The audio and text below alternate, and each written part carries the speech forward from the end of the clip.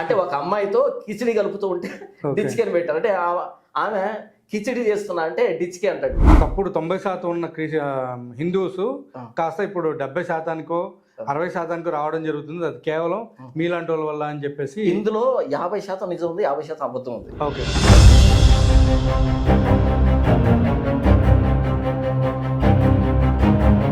చెప్పండి, యేసు ప్రభు స్వార్థ ప్రకటించడం ద్వారా హైందవులకు వచ్చిన నష్టం ఏ రూపంలో ఉంటుంది? నాకు నిజంగా తెలియదు. మరి ఇలాంటి స్టేట్మెంట్ చేసినప్పుడు వీడు ఏమన్నా చెప్పండి. యేసు ప్రభుని గురించి సువార్త భారతదేశంలో ప్రకటించకపోవడం వల్ల భారతదేశం భ్రష్టు పట్టిపోతుంది.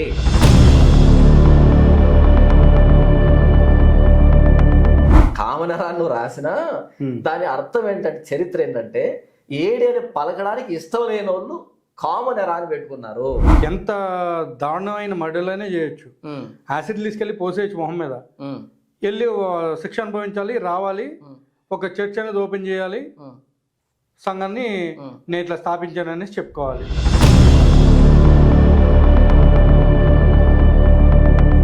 క్రైస్తత్వాన్ని తప్పుపట్టడానికి దోహదపడే మెయిన్ ఇన్సిడెంట్ ఇది. యేసుక్రీస్తు ఎప్పుడు పుట్టాడు?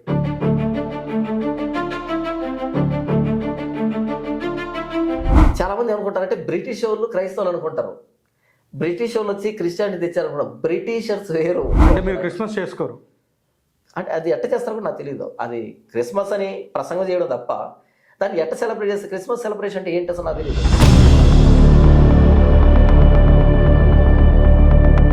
మీకంటూ శత్రువులు ఎంతమంది ఉన్నారు? దశభాగం తీసుకునే వాళ్ళందరికీ నేను శత్రువునే. మిరాకిల్స్, అద్భుతాలు, స్వస్థతలు చేస్తామని చెప్పుకునే వాళ్ళందరికీ నేను శత్రువునే.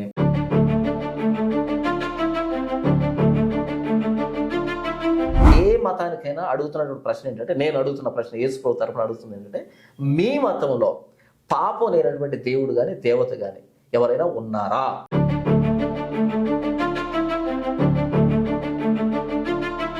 ఒక సభల్లో పెట్టడం, అందులో హీలింగ్ ప్రాసెస్ అనేసి మాట్లాడడం, వాళ్ళకి దెయ్యాలు పట్టినాయి అంటాం. ఎవరు పట్టారు అని నీళ్ళు అరుస్తారు. ఎవరు దేవతల పేర్లు చెప్పడం, హిందూ దేవతల పేర్లు. ఆ పని చేసింది ఎవరంటే బెల్లంపల్లి ప్రవీణ్ కుమార్ అనే వ్యక్తి విజయవాడలో మీటింగ్ పెట్టి అక్కడ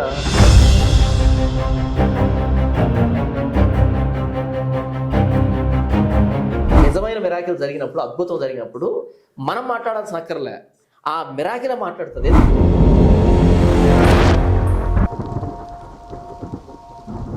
సో ప్రశ్న అడగండి దీనికి సంబంధించి. ఇప్పుడు మీ యొక్క ఎట్లా అంటే ఇప్పుడు క్రిస్టియానిటీలో కులాలు లేవని మీరు అన్నారు, కానీ ఇక్కడ చూస్తే ఆఖరి ఎవరైతే మీరు నమ్మేటువంటి పాస్టర్, అది వాళ్ళని ఏమంటారు, ప్రాఫిట్స్ లేకపోతే ఎవాంజలిస్ట్లు అంటారు. సో వాళ్ళందరినీ కూడా ఈయన కులాలతోటి బ్రాహ్మణుడు అని, శూద్రుడు అని, సంకర జాతి అని నీచంగా మాట్లాడడం జరుగుతుంది. నేను అంటే ఇక్కడ ఆ మీమ్, అది మీమ్ అంటారు కదా, మీమ్ కాదు, రీల్, షార్ట్, ఆ రీల్. ఓకే, ఈ రీల్లో ఇక్కడ ఏం రాస్తారంటే, పైన ఓపెన్ చేస్తారా, పైన ఇక్కడ ఈయన పేరు, ఈ పాస్ గారి పేరు ఏంటంటే ఎడ్వర్డ్ విలియమ్స్, ఈయన పేరు. Okay, Edward Williams. ఆయన దాన్ని పైన ప్లే చేస్తూ కింద ఇక్కడ ఒక సినిమా యాక్టర్ అంటే ఏంటి అంటే, ఇక్కడ ఇంకొక ఆయన ఎస్ క్రైస్తవం కూడా వర్ణాలు కులాలు ఉన్నాయని ఇక్కడ అసలు ఒక రీల్ చేశారు కదా. ఈ రీల్ చేసిన ఆయనకి ఈ పాస్ట్ గారు ఏం మాట్లాడాడు అన్నది నిజంగా అర్థం కాలేదు. మరొకసారి చెప్తున్నాను. నెక్స్ట్ దీన్ని ఆధారం చేసుకొని క్రిస్టియానిటీలో కూడా కులాలు ఉన్నాయి, లేదా మేము నమ్ముతున్న అపోస్టల్స్ కానీ ప్రాఫిట్స్ కానీ వీళ్ళకి కూడా కులాలు ఉన్నాయి అనేటట్టుగా ఈయన అంటున్నాడు అని మీరు ప్రశ్న అడిగారు కదా. మీకు కూడా ఇక్కడ ఏం చెప్పాడు అన్నది సరిగ్గా అర్థం కాదు. నేను అర్థం చేసే ప్రయత్నం చేస్తాను. ఈయన స్టార్టింగ్లో ఏమన్నాడు అంటే, మీకు అర్థమయ్యే భాషలో చెబుతాను, మీకు అర్థమయ్యేటట్టు చెబుతాను అని ప్రారంభిస్తాడు. ఒకసారి చూడండి. కానీ ఇక్కడ చాలా విషయం ఉంది. ఎందుకనంటే పౌలు గారు ఎవరు అనంటే, మనకు అర్థమయ్యే భాషలో చెప్పాలంటే, మనకు అర్థమయ్యే భాషలో చెప్పాలంటే అని అన్నాడా. పౌలు గారు ఎవరు అంటే మనకు అర్థమయ్యే భాషలో చెప్పాలంటే అని అన్నాడు. మనకు అని ఎందుకన్నా అంటే, భారతదేశంలో ఉన్నటువంటి మనకి ఏం అర్థమవుతుంది, ఒక వ్యక్తి పెద్దోడు రానగానే ఒక పెద్ద కులంలో పుట్టుండాలి, చిన్నోడు అంటే చిన్న కులంలో పుట్టుండాలి అనేది మనకు అర్థమయ్యే భాష. ఏది భారతదేశంలో. ఆయన స్పష్టంగా స్టార్టింగ్ లో చెప్పాడు, పౌలు ఎవర్రా అంటే మీకు అర్థమయ్యే భాషలో ఆయన బ్రాహ్మణ కులంలో పుట్టినవాడు. ఎందుకంటే ఆయన యోధా మతంలో, యోధా గోత్రంలో, యోధా సంబంధించాడు, యూదుడు. అందులో బెన్యామీను గోత్రం అయింది, అందులో పరిసయుడు ఆయన.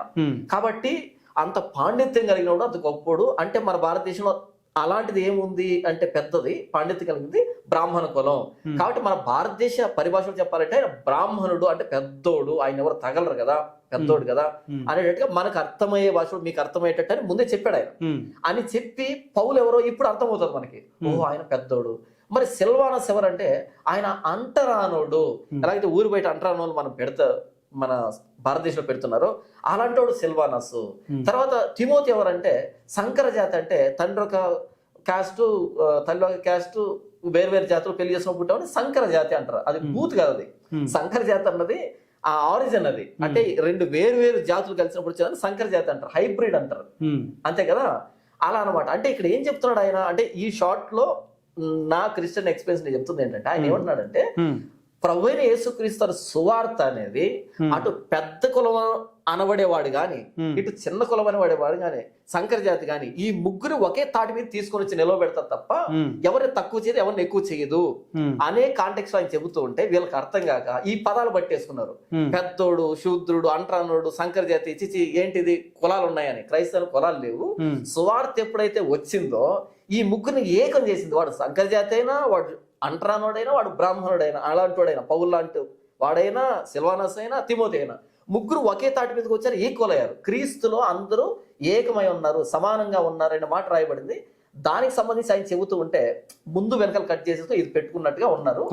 ఆయన పేరు ఎడ్వర్డ్ విలియమ్స్. ఆయన అయితే ఇదే సేమ్ ఎడ్వర్డ్ విలియమ్స్ ఇంకొక వీడియో నేను వినిపిస్తాను. ఓకే, అందులో ఆయన ఎందుకు తిడుతున్నారు అంటే ఏదో రిజర్వేషన్లను దొబ్బుతినే దేశద్రోహులని మాట్లాడుతూ చాలా దారుణంగా మాట్లాడారు. ఒకసారి విన్నాం. ఓకే, వినండి. చర్చిలో ఒక పేరు ఉంటుంది, ఆఫీస్ లో ఒక పేరు ఉంటుంది. కొంతమందికి చాలా మంది చదువుకున్న ఎదవలు ఉన్నారు ఇక్కడ. టీచర్ ఉద్యోగాలు చేసి ఆఫీసర్ ఉద్యోగాలు చేసే పనికి మాలిన ఎదవలు ఉన్నారు ఇక్కడ. వాడికి ఆఫీస్ లో ఒక పేరు ఉంటుంది, చర్చిలో ఒక పేరు ఉంటుంది. వాడికి దానికి కూడా అంతే. సార్ మర్యాదలాగా మాడతాం ఏంటాడు. మర్యాద ఏంటో చెప్పు తీసుకొని కొడతాను నిన్ను, చెప్పు తీసుకొని. తెలీదంటారా నీకు? తెలీదా నీకు? నీకు రాయితీ కావాలి, దేవుడు కావాలి, మళ్ళీ ఈ పాస్టర్ల దగ్గరకు వచ్చి నన్ను కమిటీలో పెట్టుకుంటాడు వాడు ఎత్తవా అడుగుతారు. ఎందుకలా అడుగుతారు? పెళ్లి టైంకి వచ్చేప్పటికి పెళ్లి చర్చిలో చేయరు. ఎవడైనా ఫోటో తీసి పెడతాడేమో అని భయం. కళ్యాణ మండపంలో చేస్తారు. అర్థమవుతుంది. ఈ డ్రామాలన్నీ తెలియక చేసే ఎదో పని కాదు, ఇదే తెలిసి చేసే ఎదో పని. ఎంత తిడితే కొంచెమైనా గుచ్చుకుంటుందేమో అని చెప్తున్నాను మీకు. ఇది ఇప్పుడు కూడా గుచ్చుకోకపోతే దున్నపోతు నువ్వు, పంది కుక్కవి. అన్నం తింటలా పెంట తినేవాళ్ళు.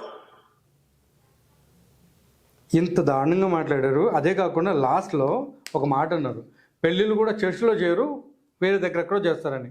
అంటే ఏంటి? పెళ్ళిళ్ళు చర్చిలో చేస్తే ఎక్కడ పాస్టర్కి డబ్బులు ఇవ్వాల్సి వచ్చుద్దా అని చెప్పి వాళ్ళు ఇంకా ఘనంగా చేసుకోవచ్చు ఆ డబ్బులతో అని చెప్పి అక్కడెక్కడో చేస్తారనేసి దాంతో చెప్పారు. ఆయన కావట్లేదు కాంటెక్స్ట్ ఆ డబ్బు గురించి కాదు. చర్చిలో చేసుకున్నప్పుడు వీడి క్రిస్టియన్ అని తెలిసి ఆ ఉద్యోగానికి ఆ పదవికి ఏదైనా ప్రమాదం ఉంటుంది, ఆ ఫోటోలు బయటకు వస్తే అని కళ్యాణ మండపంలో చేసుకుంటే. అంటే ఇప్పుడు అలా చూసుకుంటే క్రిస్టియన్స్ కూడా చాలా మంది పోలీసుల్లో ఉన్నారు, డాక్టర్స్ గా ఉన్నారు, చాలా మంది. అంటే ఇక్కడ ఈయన మాట్లాడుతున్న సందర్భం ఏంటంటే ఫస్ట్ ఈయన మాట్లాడిన భాష అన్నది కొంచెం అభ్యంతరంగా ఉంది. ఆయన క్రైస్తవంలో అటు ఇటు ఉండకండి, ఉంటే ఇటువైపు ఉండండి లేదా అటువైపు ఉండండి, రెండు వైపులో ఉండకండి అనే ఆ బాధని వ్యక్తీకరించాడు. అయితే ఆ బాధను వ్యక్తీకరించే క్రమంలో ఈ పదాలన్నవి కొంచెం అభ్యంతరంగా ఉన్నాయి. నేను దాన్ని కాదంటలేదు, అభ్యంతరంగా ఉన్నాయి. అలాంటి పదాలు చెప్పు తీసుకొని కొడతాను, పెంట తింటున్నారు, ఈ విధానంలో మాట్లాడకుండా దాన్ని ఇంకో విధానంలో మాట్లాడితే బాగుండేదేమో అన్నది నా అభిప్రాయం. నేను ఆ పదాలని ఆ బూతుని సమర్థించట్లేదు. అయితే ఇక్కడ అంటున్నటువంటి ఈ మాట కానీ లేకపోతే ఇలాంటి వ్యక్తులు చాలా మంది క్రైస్తవులు ఉన్నారు. అదేంటంటే యేసును నమ్ముకున్న తర్వాత నీ ఆ రిజర్వేషన్ ఎందుకు అనుభవిస్తున్నావు, ఆ ప్రభుత్వ రాయితీలు ఎందుకు అనుభవిస్తున్నావు, నువ్వు క్రిస్టియన్ సర్టిఫికేట్ ఎందుకు తీసుకోవట్లేదు, ఎందుకు నువ్వు ఎస్సీగానే ఉన్నావు, ఎందుకు నువ్వు ఎస్టీగానే ఉన్నావు, క్రిస్టియన్ సర్టిఫికేట్ తీసుకోవాలి కదా, రాయితీలు వదిలిపెట్టుకోవాలి కదా అనేటట్టుగా మాట్లాడుతున్నారు. కంప్లీట్ గా దీంతో నేను విభేదిస్తున్నా. ఎందుకు విభేదిస్తున్నా అంటే వినండి. మీరు ఫీల్డ్లో అలా సర్వే చేయండి. ఒక ఎస్సీ వ్యక్తి యేసుప్రభుని నమ్ముకున్నాడు అనుకో, యేసుప్రభుని నమ్ముకొని నేను యేసుప్రభుని నమ్ముకున్నాను, నాకు ఎస్సీ క్యాస్ట్ వద్దు, నేను క్రైస్తవుడిగా మారిపోతాను, నాకు సర్టిఫికేట్ ఇవ్వండి, క్రిస్టియన్ సర్టిఫికేట్ అని అడిగారు అనుకోండి, సర్టిఫికేట్ ఇస్తారు. ఏమని ఇస్తారు తెలుసా? Scheduled caste converted to Christianity అని ఇంత పొడవు రాసి, ఇది క్యాస్ట్ అనే దగ్గర ఇంత పొడవు రాసి ఆ పక్కనే బీసీసీ అని రాస్తారు. స్టార్టింగ్ లోనే scheduled caste converted to Christianity అని ఉండి చివరిలో బీసీసీ అని రాస్తారు. అసలు ఇదంతా తుడిచిపెట్టేసి బీసీసీ అని పెడితే పోలే? అంతేగా. బీసీసీ అని పెడితే వాడు ఏ కులం నుంచి మారాడో ఉండదుగా. అందరు క్రిస్టియన్స్ కదా ఇస్తే పోతుంది కదా, అలా ఉండదు. బీసీసీ అని ఆ మూల తగిలించి ఈ స్టార్టింగ్ లోనే వీడు ఎస్సీ అనేది ముద్రేసి ఇంక నువ్వు ఎందుకు ఇచ్చావు క్యాస్ట్ సర్టిఫికేట్ నాకు తెలియ అడుగుతాను. అసలు వీడు యేసుప్రభు నమ్ముకున్నాను ఎందుకు చెప్పుకున్నాడు? నాకు ఈ కులం వద్దు, ఈ కులం అనే గజ్జి వద్దు, నా కెపాసిటీని బట్టి, నా క్యాపబిలిటీని బట్టి, నా వర్త్ని బట్టి నన్ను చూడండి. ఇక్కడ పుట్టాను కాబట్టి నేను ఎస్సీని కాదు, ఇక్కడ పుట్టాను కానీ ఎస్టీని కాదు, ఇక్కడ పుట్టాను కాబట్టి పలానా కాదు, నా పుట్టుకుని బట్టి నాకేం రాదు. వాడెవడో ఎక్కడో పుట్టి 2 అక్షరాలు తగిలించుకుంటేనో 3 అక్షరాలు తగిలించుకుంటే వాడు పెద్దోడు కాదు, నాకు లేకపోతే నేను చిన్నోడిని కాదు, నా వర్త్ చూడు, నా కెపాసిటీ చూడు అని అసహించుకొని నేను యేసుప్రభు నమ్ముకున్నాను అని వస్తే ఎక్కడే పోలేవు నాయన నువ్వు, మేము ఖచ్చితంగా ఇదే రాస్తామని starting schedule caste converted to Christianity ఇది పొడవ రాసి ఆ చివరిలో బీసీసీ అని రాస్తే ఏమి ఇచ్చావు సర్టిఫికేట్ ఎంతకి? అదే కదా ఇచ్చావు. మరి రాయితీ ఎందుకు అనుభవించొద్దు? రాయితీ అనేది దేనికి ఇచ్చింది రాజ్యాంగం? అంబేద్కర్ ఎందుకు ఇచ్చాడు ఆ రాయితీ అనేది? ఎందుకు ఇచ్చాడు? కులాన్ని బట్టి గోత్రాన్ని బట్టి అది ఇచ్చింది. అక్కడ ఇచ్చింది ఎందుకంటే వీళ్ళు అనగారిపోయారు, వీళ్ళని అణిచివేశారు, భూములు లేవు, వీరికి ఉపాధి లేదు, వీరికి చదువు లేదు, కాబట్టి వీళ్ళకి రాయితీ కల్పిస్తే వాళ్ళు పైకి లేస్తారు, అందరితో ఈక్వల్ అవుతారు అని పెట్టారు. అది మతాన్ని బట్టి కాదు. మతం అన్నది వ్యక్తిగతం, విశ్వాసం వ్యక్తిగతం. కాబట్టి ఇప్పుడు నేను యేసుప్రభుని నమ్ముకున్నాను, లేదా ఒక ఎస్సీ వ్యక్తి యేసుప్రభుని నమ్ముకున్నాడు, ఆ కులం మార్చుకోవాల్సిన అక్కర్లే. లక్ష్యంగా ఎన్ని బెనిఫిట్స్ ఉన్నాయో అన్ని బెనిఫిట్స్ అనుభవించు. ఎందుకని నిన్నెక్కడికి పోనివ్వాలా ఇది వ్యవస్థ. ఈ వ్యవస్థ అనేది నువ్వు ఎంత ఎత్తెగరాలనుకున్నా సరే మర్ర గాలిపటం లాగినట్టు లాగుతుంది కిందికి. అంతెందుకు ఈ మధ్య ఒక ఎమ్మెల్యే గారు ఎమ్మెల్యే అంటే చిన్న పదవి అనుకున్నారా? కాదు కదా. గెలిచింది ఎమ్మెల్యే వెళ్ళి ఒక జాతరకి వెళ్ళిందంట. జాతర అది ఏదో రిబ్బన్ కటింగ్ చేయడానికి వెళ్ళింది ఒక పండక్కి. అక్కడ వెళ్తానంట, అక్కడ ఉన్నటువంటి ఒక వ్యక్తి, ఒక పెద్ద వ్యక్తి, అంటే ఆ కులం ఉదాహరణకి ఎక్స్ అనే కులం అనుకోండి, అంటే తక్కువ అంటరాని వాడు అన్నారు కదా, ఆ కులం ఆవిడిది. ఈ ఎక్స్ అనే ఇది వచ్చింది, నేను ఉండాలని ఇక్కడ వెళ్ళిపోయాడంట, ముఖం మీద నేర్పి. వార్డు మెంబర్ కూడా మరలా. అంటే వాడు గర్వం ఏంటంటే నేను ఫలానా దాంట్లో పుట్టాను కాబట్టి నా వెనకాల తోక ఉంది. ఈవిడ ఫలానా దగ్గర పుట్టింది కాబట్టి ఎమ్మెల్యే అయినా సరే ఎలా చూస్తున్నాడు ఆవిడ్ని? ఆ ఎక్స్ అనే కులం కానీ చూస్తున్నాడు. ఇది వస్తే నేను ఉండడం ఏంది అని. అంటే ఈ గజ్జి నరనరాలు జీర్ణించుకుపోయింది. కాబట్టి ఆవిడ ఎమ్మెల్యే అయినా సరే తీసుకొచ్చి మరలా ఆ కులాన్ని కట్టేసినప్పుడు బెనిఫిట్లు అనుభవించు. కాబట్టి యేసుప్రభు నమ్ముకుంటే ఈ రాయితీలు అనుభవించొద్దు ప్లీజ్, అలా చేయొద్దు. ఎన్ని రాయితీలు గవర్నమెంట్ ఉన్నా అన్ని రాయితీలు అనుభవించు. ఎందుకంటే ఈ వ్యవస్థ నిన్ను బయటికి వెళ్ళనివ్వట్లేదు, నిన్ను దాటిపోనివ్వట్లేదు. నువ్వు ఐఏఎస్ అయినా సరే వీడు ఎందుకు మనవాడు కాదు కదా, వీడు తక్కువడు కదా అనేటట్టే చూస్తున్నాడు. వచ్చి ఎదురు కూర్చొనివాడు అప్లికేషన్ ఇచ్చేవాడు 2 అక్షరాలు 3 అక్షరాలు వెనకాల పెట్టుకొని వీడు ఫలానోడు కదా అనేటట్టుగా. అనుభవించు, బెనిఫిట్స్ అనుభవించు. క్రైస్తవం అన్నది సర్టిఫికేట్లకు సంబంధించింది కాదు. క్రైస్తవం అన్నది బయట కనిపించే దానికి సంబంధించింది కాదు. క్రైస్తవం అన్నది అంతరంగానికి సంబంధించింది. నేను పాపిని, యేసుప్రభు కోసం శివుడు ప్రాణం పెట్టాడు, ఆయన రక్తంలో కడగబడితే నేను పరిశుద్ధనయ్యాను అని అంతరంగానికి సంబంధించింది. మారు మనసు అనేది అంతరంగానికి సంబంధించింది అంతే తప్ప సర్టిఫికేట్ సంబంధించింది కాదు. కాబట్టి సర్టిఫికేట్లో ఏ పేరు ఉంటే ఆ పేరు ఓకే, నో ప్రాబ్లం. ఇప్పుడు నా పేరు మణికంఠ స్వామి, నా పేరు సర్టిఫికేట్లో మణికంఠ స్వామి. క్రిస్టియానిటీ నా పేరు జాన్ పాల్. ఎందుకు పెట్టుకున్నాను జాన్ పాల్ అని? నేను క్రైస్తవుడిని అనే గుర్తింపు కోసం పెట్టుకున్నాను తప్ప మణికంఠ స్వామి పేరు నచ్చక కాదు. మణికంఠ స్వామి అన్నది మా నాన్న పెట్టిన పేరు, నాకు చాలా ఇష్టం. ఆ పేరు పిలిచినప్పుడల్లా మా నాన్న గుర్తొస్తాను. మా నాన్న నన్ను ఇష్టపడి పెట్టుకున్నాడు, మణికంఠ స్వామి పేరు పెట్టుకున్నాడు. మా నాన్న గుర్తొస్తాను. నాకు అది అసహ్యం కాదు అది. కానీ క్రిస్టియానిటీ ఉన్నానే, యేసుప్రభు నమ్ముకున్నాను, క్రిస్టియన్ సర్కిల్లో పాస్టర్ జాన్ పాల్ అని ప్రారంభంలో ఏం పెట్టేవాడిని నేను? ప్రతి వీడియోలో పాస్టర్ మణికంఠ స్వామి అని పెట్టేవాడిని. అని పెట్టగానే చాలా మంది ఫోన్ చేసి, బ్రదర్ మీరు యేసుప్రభు నమ్ముకున్నారు కదా, పాస్టర్ మణికంఠ స్వామిని పెడితే మమ్మల్ని వెక్కిరించినట్టుంది, కాబట్టి మీరు క్రిస్టియన్ పేరు పెట్టుకోండి అన్నారు. Okay fine, pastor John Paul అని పెట్టుకున్నాను. ఇప్పుడు మరలా ఏమంటారు కొంతమంది వచ్చి, లేదు మణికంఠ స్వామి అండి మళ్ళీ జాన్ పాల్ అంటే ఏంటంటే, ఇంతకు ఏం పేరు పెట్టుకోవాలి చెప్పు, నా ఇష్టం, నేను ఏ పేరు అయినా పెట్టుకుంటాను, నీకేంది వచ్చిన నొప్పి, నీకేంది వచ్చిన బాధ? మణికంఠ స్వామి అన్నది నా రిజిస్టర్ లో ఉండేటువంటి పేరు, మా నాన్న పెట్టిన పేరు. అది మార్చుకో అంటే అది మార్చలేం. అది మార్చాలంటే ఎన్ని సర్టిఫికేట్లు మారాలి, ఎంత దూరం మాకు తెలుసా? ఇంత మార్చిన తర్వాత ఈ సర్టిఫికేట్ 4 తీసుకోవడానికి కూడా పనికిరావు. 4 తీసుకోవడానికి కూడా పనికిరావు. ఇప్పుడు నా ఊర్లో ఉన్నారా, ఏమని పిలుస్తారు నన్ను? వరి మణికంఠ అని పిలుస్తారు. వాళ్ళ మనసులో కూడా తుడిచిపెట్టలేదు వెళ్ళి, నేను మణికంఠని కాదు, నేను పాస్టర్ జాన్ పాల్ని కాదు. కాబట్టి ఏంటంటే నా గుర్తింపు కోసం పేరే తప్ప ఆ పేరును బట్టి నా క్రైస్తవ ధర్మం ఏం మారదు. మారదు. అయితే ఏంటంటే ఇక్కడ నీ రాయితీలు తీసుకోవద్దంటే ఎందుకు తీసుకో? ఎక్కడికి పోనిచ్చింది ఈ వ్యవస్థ? ఎంత దూరమైనా సరే మనం తీసుకొస్తే అక్కడ కూర్చోబెట్టినప్పుడు రాయితీలు ఎందుకు అనుభవించము? ఆ రాయితీలే మనం భంగపడి తెచ్చుకున్నాం కాదే. సమాజంలో ఎదురైనటువంటి అసమానతను దృష్టిలో పెట్టుకొని మేధావి జ్ఞాని అంబేద్కర్ గారు వీళ్ళు కూడా అందరితో సమానం కావాలంటే వీరికి పీట వేయాలి ఎత్తెదగాలంటే అని రాయితీలు పెట్టాడు. అలా పెట్టబట్టే అందరూ చదువుకున్నారు, ఉద్యోగాలు సంపాదిస్తున్నారు. అదే లేకపోయింటే ఇప్పటికీ పాలేరు వ్యవస్థలో బతుకుతూ ఉండేవాళ్ళు, ఇప్పటికీ బురద బీసుకుంటూ బతుకుతూ ఉండేవాళ్ళు కదా. ఆ రాయితీలు ఉన్నాయి కాబట్టి చదువుకున్నారు, ఫీజు రీంబర్స్మెంట్ వచ్చింది, ఆ ఉద్యోగాలు సంపాదించారు, అందరితో సమానంగా బ్రతుకుతూ ఉన్నారు. కాబట్టి రాయితీ అన్న తప్పు కాదు. క్రైస్తవ సర్టిఫికేట్ సంబంధించింది కాబట్టి సర్టిఫికేట్లు మార్చుకోవాల్సిన అక్కర్లే. అక్కడ ఏముంది అదే పేరుతో చాలా మనం ఇక్కడ వచ్చి నీకే పేరు పెట్టుకోవాలంటే పెట్టుకో, ఇబ్బంది ఏమీ లేదు. ఇప్పుడు మీ ఇంట్లో మీకు నాగేంద్ర మీ పేరు ఉంది, చింటూనో బంటినో ఏదో పేరు పిలుస్తారు, తప్పేం కాదు కదా. గుర్తింపు కోసం పేరు తప్ప పేరు బట్టి పరలోకం ఉండదు. అయితే ఇక్కడ యేసును నమ్ముకున్న చాలా మంది ఏంటంటే ఎవరి పేర్లు పెట్టుకుంటున్నారంటే మాథ్యూ వర్మ, నతనేల్ నాయుడు, జాన్ రెడ్డి, అర్థమవుతుందా? లేకపోతే డేవిడ్ శర్మ. ఇది తప్పు మరలా. ఎందుకని? తోకలు పెట్టుకున్నాను తీసుకొచ్చావు కులాన్ని మరలా క్రైస్తవులోనికి. ఇప్పుడు నేను మణికంఠ అని పెట్టుకున్నాను అనుకోండి, మీరు వచ్చి డేవిడ్ వర్మ అని పెట్టుకున్నాను అనుకోండి, అయిపోయింది. నువ్వు వర్మనే, నేను ఉత్తు మెనకంటేనే, తెలిసిపోయింది. ఇక్కడ మణికంఠ అనేవాడు తోకలేదంటే ఏమని? చిన్నోడని. డేవిడ్ శర్మ అని పెట్టుకున్నట్టు అర్థం ఏమని? నువ్వు పెద్దోడు అని. మరలా క్రైస్తవులు కూడా తీసుకొచ్చావు దాన్ని. కాబట్టి నువ్వు పేరు పెట్టుకునేటప్పుడు నీ గతాన్ని అది మూసి పెట్టుకుంటూ పేరు పెట్టుకో, గౌరవం ఉంటుంది. పాస్ జాన్ పాల్, నా కులం నీకు తెలియలేదు కదా, లేదు. నతనేల్, నీ కులం నాకు తెలియలేదు కదా, పెట్టుకో. లేదా నాగేంద్ర, మణికంఠ, కులం తెలియలేదు కదా, అయిపోయింది. కాబట్టి ఇలా అసమానతలు చర్చలు కూడా తీసుకుని రావద్దు. ఇలా పెట్టిన పాస్టర్లు ఈ మధ్య జఫన్యా శాస్త్రి. జఫన్యా శాస్త్రి కాదు, ప్రాఫెట్ ఆయన బైబిల్లో. మనల్ని ఏం చేశారు? జఫన్యా శాస్త్రి అంట. అసలు శాస్త్రి అనే పదం హైందవానికి సంబంధించింది కదా. ఇక్కడ ఎందుకు ఏం పంచాయితీ ఇక్కడ అంటే, నేను చిన్నోడు కదా, పెద్దోడిని. ఈ వర్మలు, శర్మలు, రెడ్డులు, నాయుళ్ళు బయట బాగుంటాయి, క్రైస్తవులు తీసుకొని రావద్దు. ఎప్పుడైతే నేను ఏమంటారు డేవిడ్ రెడ్డి అన్నావు అనుకో, అంటే దాని అర్థం ఏంటి? ఇక్కడ కూడా పరిపాలిస్తావా? ఇక్కడ కూడా చిన్న చూపు చూస్తావా? వద్దు. క్రైస్తవ్యంలోనికి కులాన్ని తీసుకొని రావద్దు. నీ తోకని ఇంటి దగ్గర పెట్టేసి నువ్వు మాత్రమే చర్చికి రా. ఓకే, ఇప్పుడు నేను మీకు రాయితీలు అనుభవించద్దంటే లక్ష్యంగా అనుభవించు. ఎందుకంటే గవర్నమెంట్ ఇచ్చింది, అది మతాన్ని బట్టి వచ్చింది కదా, గవర్నమెంట్ ఇచ్చింది. నువ్వు పుట్టినటువంటి ప్రాంతాన్ని బట్టి నీకు ఆర్థిక సమానత్వం కోసం, ఆ స్థాయి కోసం ఇచ్చింది. లక్ష్యంగా అనుభవించు. ఎందుకంటే ఈ రాయితీలను బట్టి పరలోకం ఆధారపడి లేదు. ఓకే, ఒక వీడియో. మేము భారతీయులు, జాతిని బట్టి చూసుకుంటే మేము ఎవరు?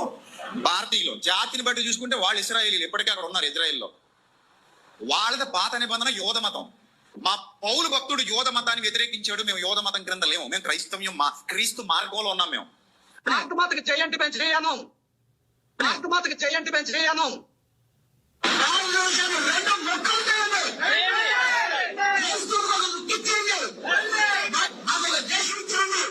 భారతదేశాన్ని 2 ముక్కలు చేయండి. భారతదేశంలో సన్నిభాగం క్రైస్తవులకు ఇవ్వండి. క్రైస్తవులకు ప్రత్యేకంగా ఒక దేశం ఇచ్చేయండి. భారతదేశం మొత్తం బైబిల్ దేశంగా మారిపోతాది. ఇస్లాంలు పాకిస్తాన్ ఎలాగైతే విడగొట్టేశారో క్రైస్తవులు కూడా ఒక దేశాన్ని ఇచ్చేయండి. ఒకవేళ మీకు దమ్ము ఉంటే జాతీయ జెండాలు ఆ మధ్యలో ఉన్న రంగులు తీసేయండి, చించేయండి. భరతమాత అంటున్నా. భరతమాతకి ఎంతమంది భర్తలు? ఏదో భరతమాతకి ఎంతమంది యజమానులు? ఒక్కడే కావాలి. ప్రపంచమంతటికి యజమాని ఒక్కడే కావాలి, ఆయన దేవుడే కావాలి. 3 కోట్లు తండ్రులేటి? ఎవరు చెప్పారు ఈ నీతి మీకు? ఓకే, అంటే ఏముంది ప్రశ్న ఇందులో ప్రశ్న ఏంటంటే దగ్గర 3 ప్రశ్నలు ఉన్నాయి. ఒకటి,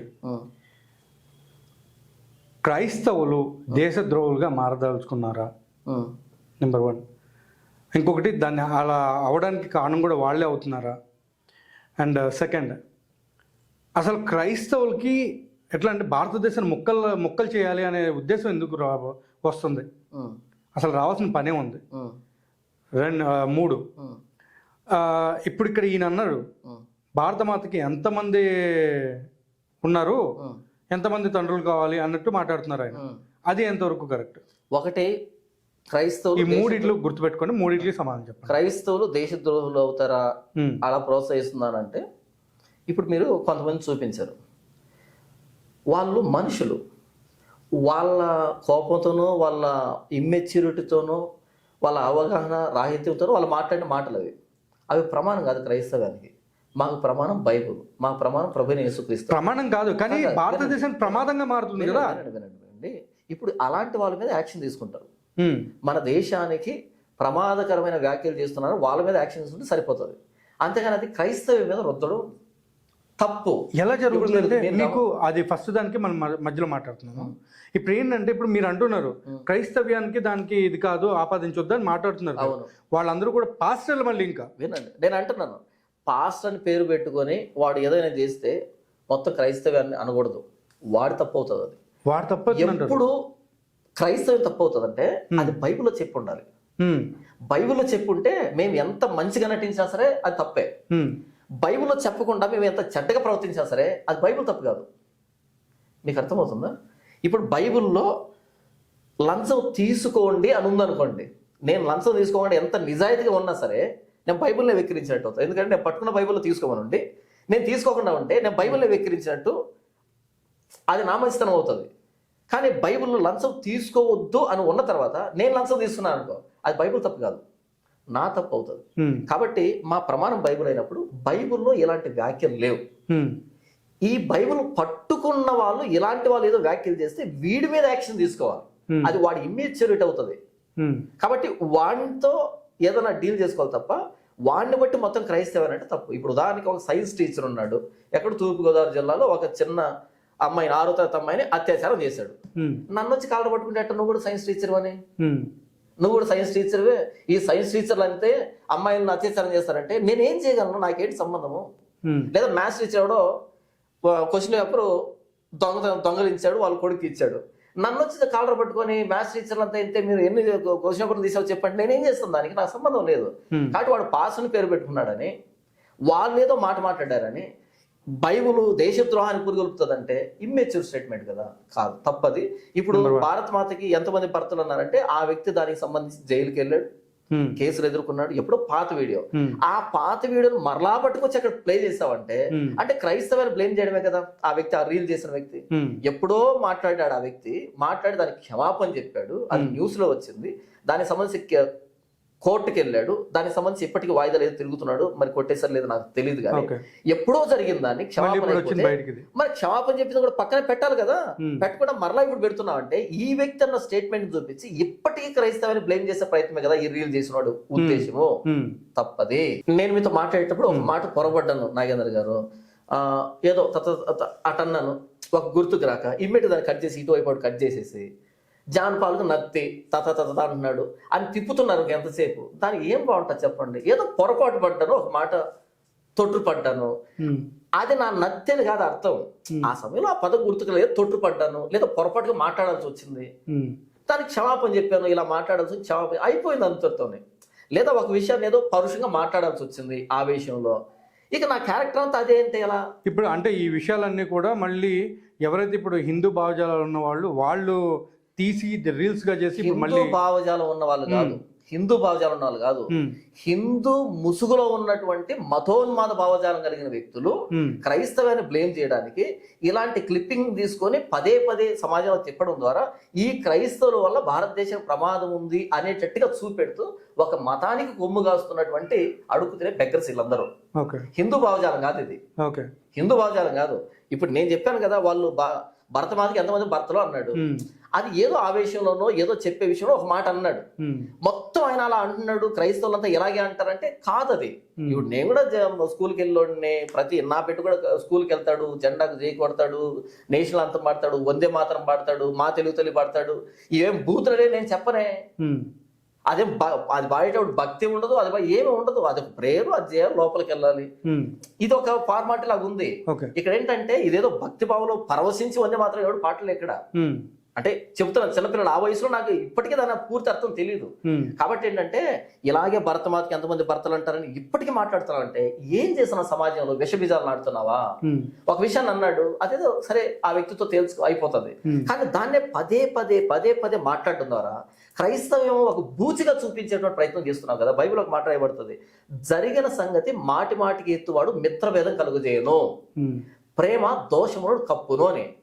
పదే పదే ఒక జరిగిన దాన్ని ఎత్తుతున్నావు అంటే దాని అర్థం ఏంటంటే మిత్రభేదం కలుగజేస్తున్నావు, గొడవకు ఒక అపార్థానికి దారి తీస్తున్నావు. కాదు, నిజంగా ప్రేమ ఉంటే దాన్ని కప్పిపెట్టే ప్రయత్నం చేయి. భరత మాతకి ఎంతమంది భర్తలు అన్నాడు, ఓకే ఎందుకన్నావు ఇలా, సారీ చెప్పాడు కదా, ఓకే సారీ చెప్పేశాడు, ఇక మీద ఇలా మాట్లాడుకు, అయిపోయింది, ఫినిష్ అయిపోయింది. దాన్ని పట్టుకొచ్చి జెండాలు పట్టుకొని ధర్నా చేసి అలా అన్నాడు ఇలా అన్నాడు అంటే మనుషులు కదా కొన్ని మాటలు తోట్టుపడతాము. అది ఏదో నేషనల్ ఇష్యూ అయినట్టుగా ఇక క్రైస్తవం మొత్తం ఎలాగే ఉంటుంది. నేషనల్ ఇష్యూ కాదంటారా అంత మాట? నేషనల్ ఇష్యూ కాదు ఇదేమి, ఆ వ్యక్తితో డీల్ చేస్తే సరిపోద్ది. ఆయన టెర్రరిస్టా, చేతిలో AK-47 గన్ను పట్టుకుని ఆయన మాట్లాడా? కాదు కదా, పబ్లిక్ గా మాట్లాడాడు, దానికి క్షమాపణ చెప్పాడు, దానికి పోలీసులు యాక్షన్ తీసుకున్నారు, జైలుకి వెళ్ళాడు, వచ్చాడు, ఇప్పటికి ఏదో ఉన్నాడు. రిపీటెడ్ గా మాట్లాడట్లేదే, ఇలా మాట్లాడమని చెప్పట్లేదు. ఒక్క వ్యక్తి చేసిన తప్పిదాన్ని మొత్తం క్రైస్తవానికి ఎలా ఆపాదిస్తారు? మీరు ఎప్పుడైనా రాధా మనోహర్ దాస్ గారిని కలిసారా? రాధా మనోహర్ దాస్ గారిని కలిసారా అంటే ఏ ఉద్దేశం మీద కలవాలి, ఎందుకు కలవాలి? ఇప్పుడు ఆయన 26 క్వశ్చన్స్ ఏవి పెడుతున్నారు, దాని మీద నేను మీరు క్రైస్తవ తొత్తులు అండ్ కుక్కలు అన్నట్టు మాట్లాడుతున్నారు. అండ్ మీరు 50-50 గాళ్ళు కూడా అని ఆయన అంటున్నారు. సో ఇప్పుడు ఇందులో ఆయన చెప్పే దానిలో ఎంతవరకు కరెక్ట్ ఉంది? అంటే రాధా మనోహర్ దాస్ గారు చేసే వ్యాఖ్యల్ని సీరియస్ గా తీసుకున్నారంటే మొదట నేను మీ విషయం చింతిస్తున్నా. ఎందుకంటే రోడ్లో కుక్క మొరుగుతుంటది, వీధి కుక్క మొరిగింది అనుకోండి, దాని మాటలను కూడా సీరియస్గా తీసుకొని దాని మొరుగును కూడా సీరియస్గా తీసుకొని దాన్ని డీకోడ్ చేసే ప్రయత్నం చేసామంటే మనకేం పని లేదని అర్థం. కుక్క మొరుగుతుంది, ఆ మాటలకి దాన్ని డీకోడ్ చేసి ఇది ఏం మాట్లాడి ఉంటుందని ప్రయోగం చేసామనుకో, అంతమించి అమాయకత్వం లేదు, అంతమించి టైం వేస్ట్ పని లేదు. ఒకవేళ కుక్క మొరిగిందన్న దాన్ని సీరియస్ తీసుకున్నప్పుడు ఎందుకు మరిగి ఉంటుంది, దొంగ ఏమైనా వచ్చాడా అనేది అందులో ఒక మీనింగ్ ఉంటుందేమో. కానీ రాధా మనోహర్ దాస్ మొరిగే దాంట్లో అసలు మీనింగ్ ఉండదు. ఎందుకంటే బొకడా బైబుల్ అంటాడు, క్రైస్తవులు 50-50 అంటాడు, ఇట్లా మాట్లాడతాడు కదా. అంటే మీరు పూర్తి క్రిస్టియన్ అయితే వినండి, పూర్తి క్రిస్టియన్ అంటే మారు మనసు ద్వారా ప్రభువైన యేసుక్రీస్తుని అంగీకరించిన వాళ్ళు. మారు మనసు అంటే అంతకుముందు ఇంకో మనసు ఉందని. మారు మనసు అంటే మరో మనసు, ముందు మనసు ఉండాలి, మరో మనసు వచ్చినవాడే క్రైస్తవుడు అవుతాడు. ముందు మనసు ఏంటి, నేను నమ్మినటువంటి దేవుళ్ళు కానీ, నేను చేసినటువంటి పనులు కానీ, నేను నా ఆలోచన విధానం కానీ ఇదంతా తప్పు అనేదే కదా మరో మనసు అంటే. సారా ఇది అవుతున్నాను, ఆస్వాదిస్తూ ఉన్నాను. అయితే మరో మనసు అంటే ఏంటి, సారా ఎందుకు తాగాలి నేను, ఇప్పుడు నేను దొంగతనం ఎందుకు చేయాలి, ఇది మారు మనసు అంటారు. ఇప్పుడు చెప్పు, ఇది బైబిల్ చెప్పింది, మీరు మారు మనసు పొంది పాప క్షమాపణ కోసం ప్రభువైన యేసుక్రీస్తుని అంగీకరించండి అని. కాబట్టి క్రిస్టియన్ అంటేనే మరో మనసు వచ్చినాడు. మరో మనసు అంటే అర్థమేమని, సెకండ్ ఇన్నింగ్స్ అనేది. కాబట్టి సెకండ్ ఇన్నింగ్స్ ఉన్నవాడే క్రిస్టియన్ అవుతాడు. వీడేంటి పుట్టుతో నువ్వు క్రిస్టియన్ అంటే, పుట్టుకతో ఎవడు క్రిస్టియన్ ఉన్నాడు, పుట్టుతో క్రిస్టియన్ ఉన్నాడు అంటే వీడికి ఆ చిన్న విషయం కూడా తెలియకుండా ఒక విషయంలో ఈ వ్యక్తిని మెచ్చుకోవాలి, మొత్తం కొరుకొని చివరిలో కొన్ని పెట్టుకుంటాడు. దాని అర్థం ఏంటంటే ఏమీ లేదని, ఎక్కడో కొంచెం మిగిలిపోయిందని నేను అంటారు. అంటే ఆ స్టేట్మెంట్ ఏంటి, పుట్టుకతో క్రిస్టియన్ అంటే పుట్టుకతో ఎవడు క్రిస్టియన్ ఉండడు, రెండవసారి పుట్టినోడే క్రిస్టియన్ అవుతాడు. పుట్టుకతో క్రిస్టియన్ ఉండడు, రెండవసారి పుట్టినోడు క్రిస్టియన్ అవుతాడు. బైబిల్ రాయబడింది కదా, పైనుండి పుడితేనే కానీ, రెండవసారి పుడితేనే కానీ అని. రెండవసారి పుట్టినోడే క్రిస్టియన్ అవుతాడు. వీడేమంటాడు, మొదటిసారి క్రిస్టియన్ అంటాడు. మొదటిసారి క్రిస్టియన్ అనేది బైబిల్ డెఫినేషన్ కాదు, యేసు చెప్పింది రెండవసారి పుట్టాలని. అంటే వీడికి ఆ మాత్రం కూడా తెలియకుండా ఇలాంటి అజ్ఞాని 26 ప్రశ్నలు రాశాడంట. 26 ప్రశ్నలు నేను చెప్పాను గతంలో ఒక వీడియో చేసి, దయచేసి ఆ పాంప్లెట్ని ఇమ్మీడియట్గా అమెరికాకు పంపించండి. ఎందుకంటే భారతదేశంలో తుడుచుకునే అలవాటు చాలా మందికి ఉండకపోవచ్చు, అక్కడ వాళ్ళకి ఏదైనా వాటర్ షార్టేజ్ వస్తే వాళ్ళు తుడుచుకోవడానికి ఉపయోగపడుతుంది ఈ పేపర్ అని చెప్పాను. 26 క్వశ్చన్లు కూడా 26 టిష్యూలా లేకపోతే ఒకటే టిష్యూ కింద? అంటే ఆ 26 క్వశ్చన్లు ఉన్నాయి కదా, ఒక పేపర్ మీద ఉంటాయి అవన్నీ. అది దేనికి బాగా పనికొస్తుంది అంటే టిష్యూ పేపర్ పనికొస్తుంది. భారతదేశంలో ఎక్కువ టిష్యూ వాడరు కదా, ఎక్కడో 5 స్టార్లు ఎక్కడ వాడతారు. కాబట్టి అక్కడ పంపించేస్తే వాటర్ షార్టేజ్ వచ్చినప్పుడు వీటితో తుడుచుకుంటారు, దానికి పనికొస్తుంది తప్ప ఇది. అవి ప్రశ్నలు రాసినాడు ఒక మనిషి, వాడు బుర్ర. ఇప్పుడు నీ పుట్టుకతో క్రిస్టియన్ అన్నాడంటే వాడిది ఏ బుర్ర అనుకోవాలి వాడిది. తర్వాత వీడు ఆధ్యాత్మికత గురించి బోధిస్తాడు. ఏమని, గతంలో ఒక ఆడియో బయటకు వచ్చింది, ఏమని బయటకు వచ్చింది, 100 మంది పిల్లలు కంటాడంట. వేసుకున్నది సన్యాసి రూపం, చేసేవి సన్యాసి పనులు. వేసుకున్నది ఏంటి, సన్యాసి రూపం, చేసేదేంటి, సన్యాసి పనులు. ఈ సన్యాసి కంట 100 మంది పిల్లలు కంటాడంట. 100 మంది పిల్లలు కన్నా అన్నప్పుడు పెళ్లి చేసుకుని రావచ్చు కదా. ఈ సన్యాసి రూపం ఏంటి అంటే, బయటకేమో సన్యాసి రూపాన్ని వేసుకొని లోపలేమో సన్నాసి పనులు చేసి ఇలాంటి వాడు వచ్చి బైబుల్ అంటాడు బొకడా బైబుల్ అని. ఇప్పుడు చెప్పు. అందుకని వీడు డిచ్కి బాబా అని పెట్టాడు. అంటే ఒక అమ్మాయితో కిచిడి కలుపుతూ ఉంటే డిచ్కి అని పెట్టారు. అంటే ఆమె కిచిడి చేస్తున్నా అంటే డిచ్కి అంటాడు వీడు. ఓకే, అంటే కిచిడిని తిరగమలిస్తే డిచ్కి అని. అలా వచ్చింది డిచ్కి బాబా అని. ఇలాంటి వాళ్ళ మాటలు కూడా సీరియస్ తీసుకొని నన్ను అడిగి టైం వేస్ట్ చేస్తారు ఏంటి బ్రదర్? తప్పు కదా. అంటే లేదండి పాప, ఎట్లా అంటే ఒక మాట చెప్పాలంటే మీ వల్ల మీ యొక్క మత ప్రచారాల వల్ల దేశానికి చాలా చాలా నష్టం జరుగుతుంది. ఒకప్పుడు 90% ఉన్న హిందూస్ కాస్త ఇప్పుడు 70%కో 60%కో రావడం జరుగుతుంది. అది కేవలం మీలాంటి వాళ్ళ వల్ల అని చెప్పేసి. ఇందులో 50% నిజం ఉంది, 50% అబద్ధం ఉంది. ఓకే, 50% నిజం ఏంటంటే మా క్రైస్తవ ప్రచారం వల్ల, సువార్త వల్ల నష్టం ఉంది అన్నది 50% నిజం. ఆ నష్టం హైందవులకు ఉంది అన్నది 50% అబద్ధం. ఎట్లా చెప్తాను వినండి. క్రైస్తవ ప్రచారం జరగడం వల్ల, ప్రభువైన యేసుక్రీస్తును ప్రకటించడం వల్ల బ్రాందీ షాపులకు నష్టం, పాన్ పరాలు షాపులకి నష్టం, సినిమా థియేటర్లకి నష్టం, లేకపోతే ఈ జోదం ఆడుతుంటారు చూసావా, ఈ జోదానికి నష్టం, రెడ్ లైట్ ఏరియాలో ఉంటారు చూసావా, వీళ్ళకి నష్టం వస్తుంది.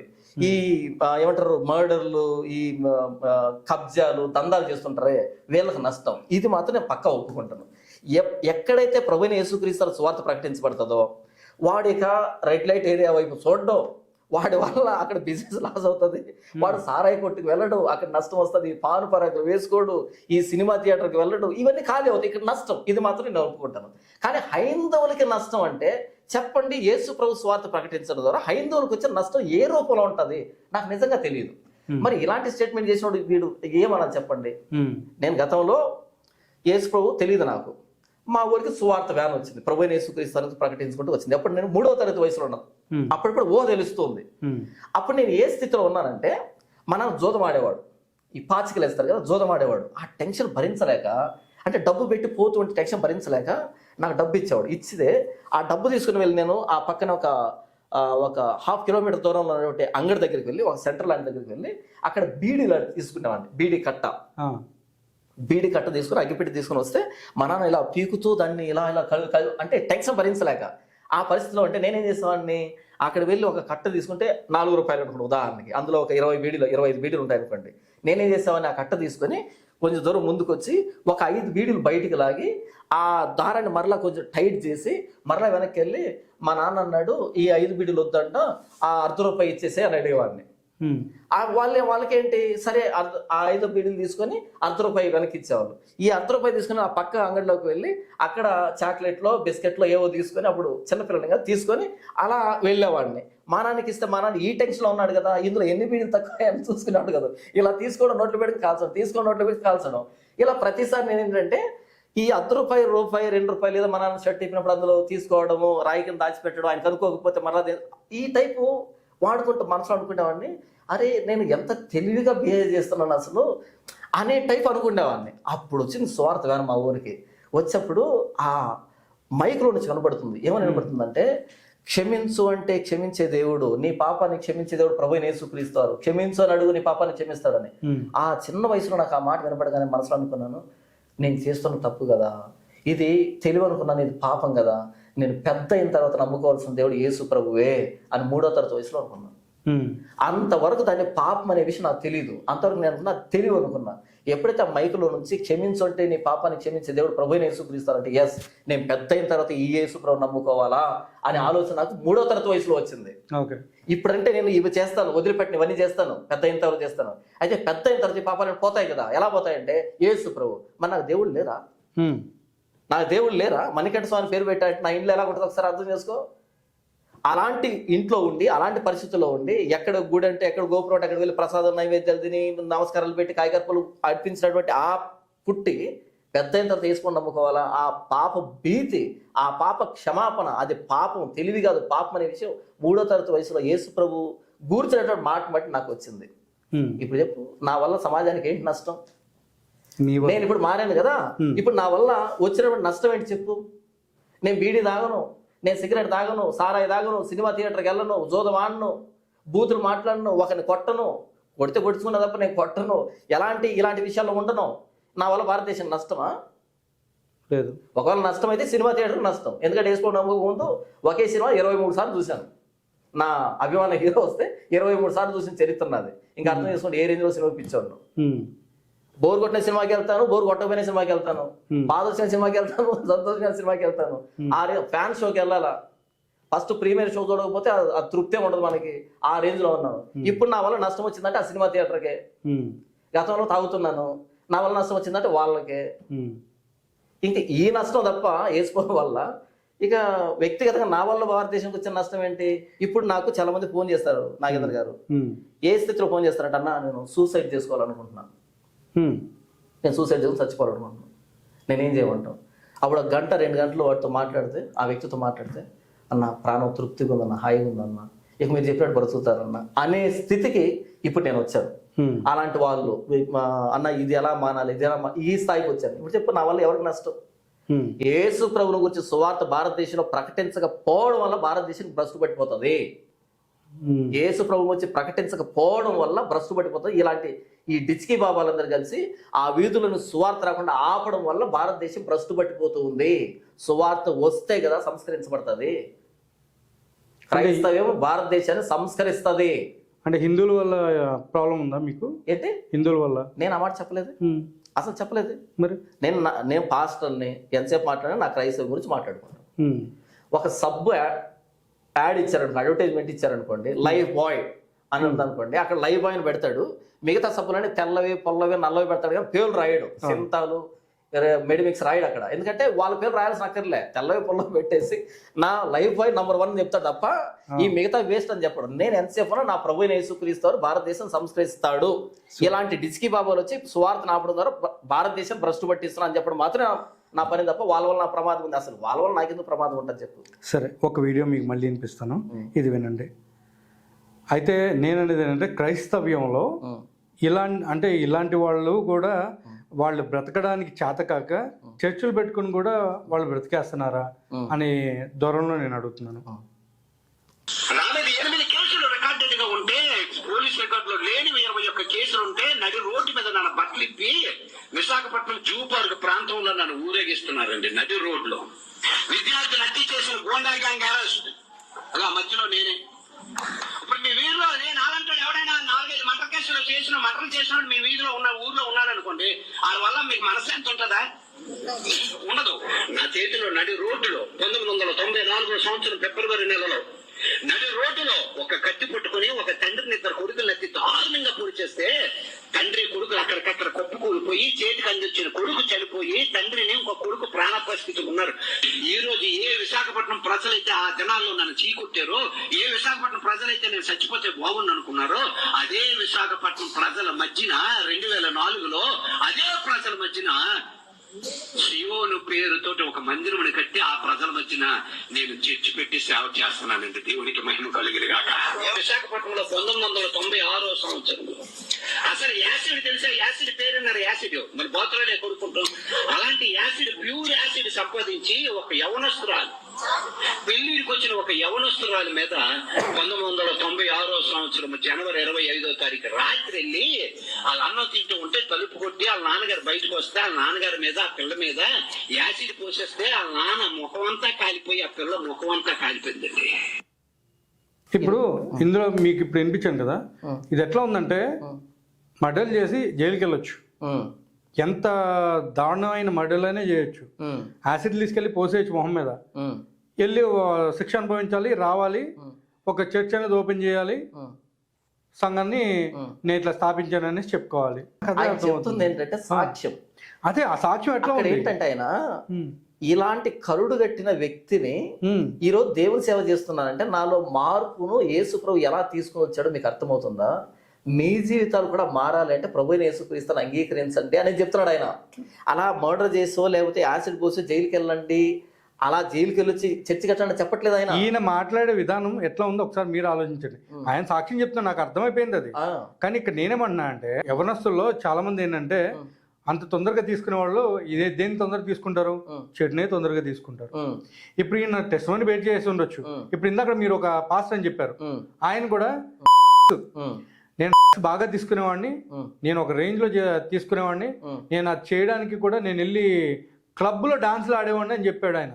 గతంలో నేను ఇలా ఉన్నాను, నేను అన్న ఇప్పుడు ఇది, మా నాన్న దగ్గర డబ్బు దొంగలించేవాడిని, ఇప్పుడు నేను యవనస్తులు కదా డబ్బు దొంగలించండి నేను సలహా ఇవ్వలే.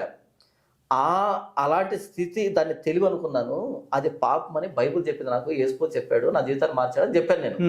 ఆయన ఏమంటున్నాడు అంటే మర్డర్ చేసేవాడిని నేను గతంలో, ఇలా యాసిడ్ పోసినటువంటి కిరాతకుడు నేను, అలాంటి వాడిని ఈరోజు చర్చి కట్టి సేవ చేస్తున్నాను, ఇంత మార్పు వేసిపోతే సాధ్యమైందని చెప్తున్నాడు. ఇందులో జైలుకి వెళ్ళమని చెప్పాడు అనేటట్టుగా తీసుకున్నాడు అంటే ఇక వాడి వల్ల ఎవరికి ఉపయోగం నాకేం అర్థం కావట్లేదు. తర్వాత ఆయన నేను క్లబ్కి వెళ్ళి డాన్స్ చేసేవాడిని తీసుకునేవాడిని అని అన్నాడు కదా, అది మీరు తీసుకోమని చెప్పట్లేదు, అలాంటి నీచమైన బ్రతుకుతున్నాను దేవుడు ఈ రోజు ఇలా మార్చాడు అంటే మార్పును గురించి చెబుతున్నాడు. క్రైస్తవ అనుకున్నటువంటి బ్యూటీ ఏంటంటే మేము సాక్ష్యం చెప్తాం. సాక్ష్యం ఏంటంటే మా గతం ఎలా ఉంది, మేము ఇప్పుడు ఇలా ఉన్నాం, మేము మొదటి నుంచి ఇలా నీతిమంతులు కాదు, ఇప్పుడు ప్రభువైన యేసుక్రీస్తు మమ్మల్ని మార్చాడు అని చెప్తాం. అది మా బ్యూటీ. ఎందుకంటే మేము సిగ్గుపడం, గతంలో ఇలా బ్రతికాం, ఇప్పుడు మేము ఇలా బ్రతకడానికి కారణం ఆ మార్పు ప్రభువైన యేసుక్రీస్తు ఇచ్చాడు అని. మీకు మాట చెబుతాను, ఇప్పుడు ఆయన మర్డర్ చేశానని చెప్పాడు, యాసిడ్ పోసి అని చెప్పాడు. ఇదే మాట కనుక మర్డర్ చేసిన దగ్గరికి, యాసిడ్ పోసిన దగ్గరికి వెళ్తే వాడు ఎలా బ్రతుకుతున్నాడు అంటే ఒక కఠిన హృదయంతో బ్రతుకుతూ, ఇక నన్ను ఎవడు యాక్సెప్ట్ చేయడు, నన్ను ఎవడు మారుస్తాడు, ఈ విధానంలో బ్రతుకుతూ ఉంటాడు. అక్కడికి వెళ్తే గతంలో వీడు 2 మర్డర్లు చేశాడు ఈ వ్యక్తి, ఇప్పుడు ఈ వ్యక్తి 1 మర్డర్ చేశాడు. 2 మర్డర్లు చేసిన ఆ వ్యక్తి ఈరోజు దేవుని సేవ చేస్తున్నా అంటే నన్ను కూడా యేసు ప్రభు మార్చడా అనే దగ్గరకు వస్తుంది ఆలోచన. లేదా వ్యభిచారం చేస్తూ క్లబ్లో డాన్స్ చేస్తూ తీసుకుంటున్న వ్యక్తి ఈరోజు స్వార్థ వాక్యం చెబుతూ ఆ మాట చెప్పగానే ఆ ఎవరైతే డ్రగ్స్కి బానిస అయిపోయాడు, లేకపోతే వ్యభిచారం చేస్తున్నాడు అలాంటి వ్యక్తి దగ్గరికి వెళ్తే నా జీవితాన్ని కూడా ప్రభువైన యేసుక్రీస్తు మారుస్తాడు కదా, ప్రభు ఆ వ్యక్తి జీవితాన్ని మార్చే, ఆ వ్యక్తి సేవ చేస్తున్నాడు, నా జీవితాన్ని కూడా మార్చు, ఈ వ్యసనం నుంచి బయటికి తీసుకురా, ఈ జుగుప్సాగరమైన జీవితం నుంచి బయటికి తీసుకురా అని ప్రార్థన చేసేందుకు అవకాశం ఉంటుంది. నేను చాలా మంచివాడిని, అతి ఉత్తముని అని చెప్పాను అనుకోండి, మరి చెడిపోయిన వాళ్ళు ఏమనుకుంటారు తెలుసా, ఇక నేను వేస్ట్ గా నేను పనికిరాను, అదే జీవితం అంటే ఈ జీవితం కాదని. కాదు, నేను చెడిపోయాను గతంలో, యేసు ప్రభువును నాకు నుంచి తీసుకొచ్చి ఇక్కడ పెట్టా అంటే నాకు కూడా జీవితం ఉంది, హోప్, నిరీక్షణ అనేది అక్కడ పాసిబుల్ అవుతుంది, అక్కడ సాధ్యం అవుతుంది. అవునా, ఒక కాలు విరిగిన వాడికి ఎవడు నడక బాగా నేర్పించగలడంటే 2 కాళ్ళు విరిగి కట్టుకున్నవాడు నేర్పించగలడు. ఒక కాలు విరిగి కుంటున్న వాడికి నడక సరిగ్గా ఎవరు నేర్పించగలడంటే, ట్రైనింగ్ ఇవ్వగలడంటే 2 కాళ్ళు విరిగి కట్టుకుని ఉంటదే వాడు సరిగ్గా నేర్పించగలడు. మేము ఇలా ఉన్నాం గతంలో, ఇప్పుడు ఇలా మారామంటే అలా మీరు ఉండండి అని కాదు, అలా ఉన్న మిమ్మల్ని ప్రభువైన యేసుక్రీస్తు మారుస్తాడు. ఈయన దగ్గరకు వచ్చి జీవితాన్ని ఎందుకు ట్రై చేయకూడదు, అది దాని అర్థం. జాన్ పాల్ గారు, చాలా వరకు sensitive and it's very important. చాలామంది కూడా ఇప్పుడు ఉన్నటువంటి క్రైస్తత్వాన్ని తప్పుపట్టడానికి దోహదపడే మెయిన్ ఇన్సిడెంట్ ఇది. 2 క్వశ్చన్లు ఇది, ఒకటి కాదు. నెంబర్ 1 వచ్చేసి యేసుక్రీస్తు ఎప్పుడు పుట్టాడు? యేసుప్రభు ఎప్పుడు పుట్టాడు అంటే ఏమని చెప్పాలంటే ఇన్ని సంవత్సరాల క్రితం అని చెప్పాలన్నా, ఎన్ని సంవత్సరాల క్రితం పుట్టాడు, లేకపోతే ఏ తారీఖులో పుట్టాడు? 2000 సంవత్సరాల క్రితం పుట్టాడు ఆయన. ఏ తారీఖు, ఏ డేటు? బైబిల్లో రాయబడలేదు, బైబిల్లో రాయబడలేదు, కానీ పుట్టాడు 100%. అసలు ఆయన పుట్టుక మీద మన పుట్టుక ఆధారపడి ఉంది, క్రీస్తు శకం క్రీస్తు పూర్వం అని. కానీ దాన్ని ఇప్పుడు before common era and after common era అని మార్చారన్నట్టు. Common era, before common era అని రాస్తున్నారు కదా.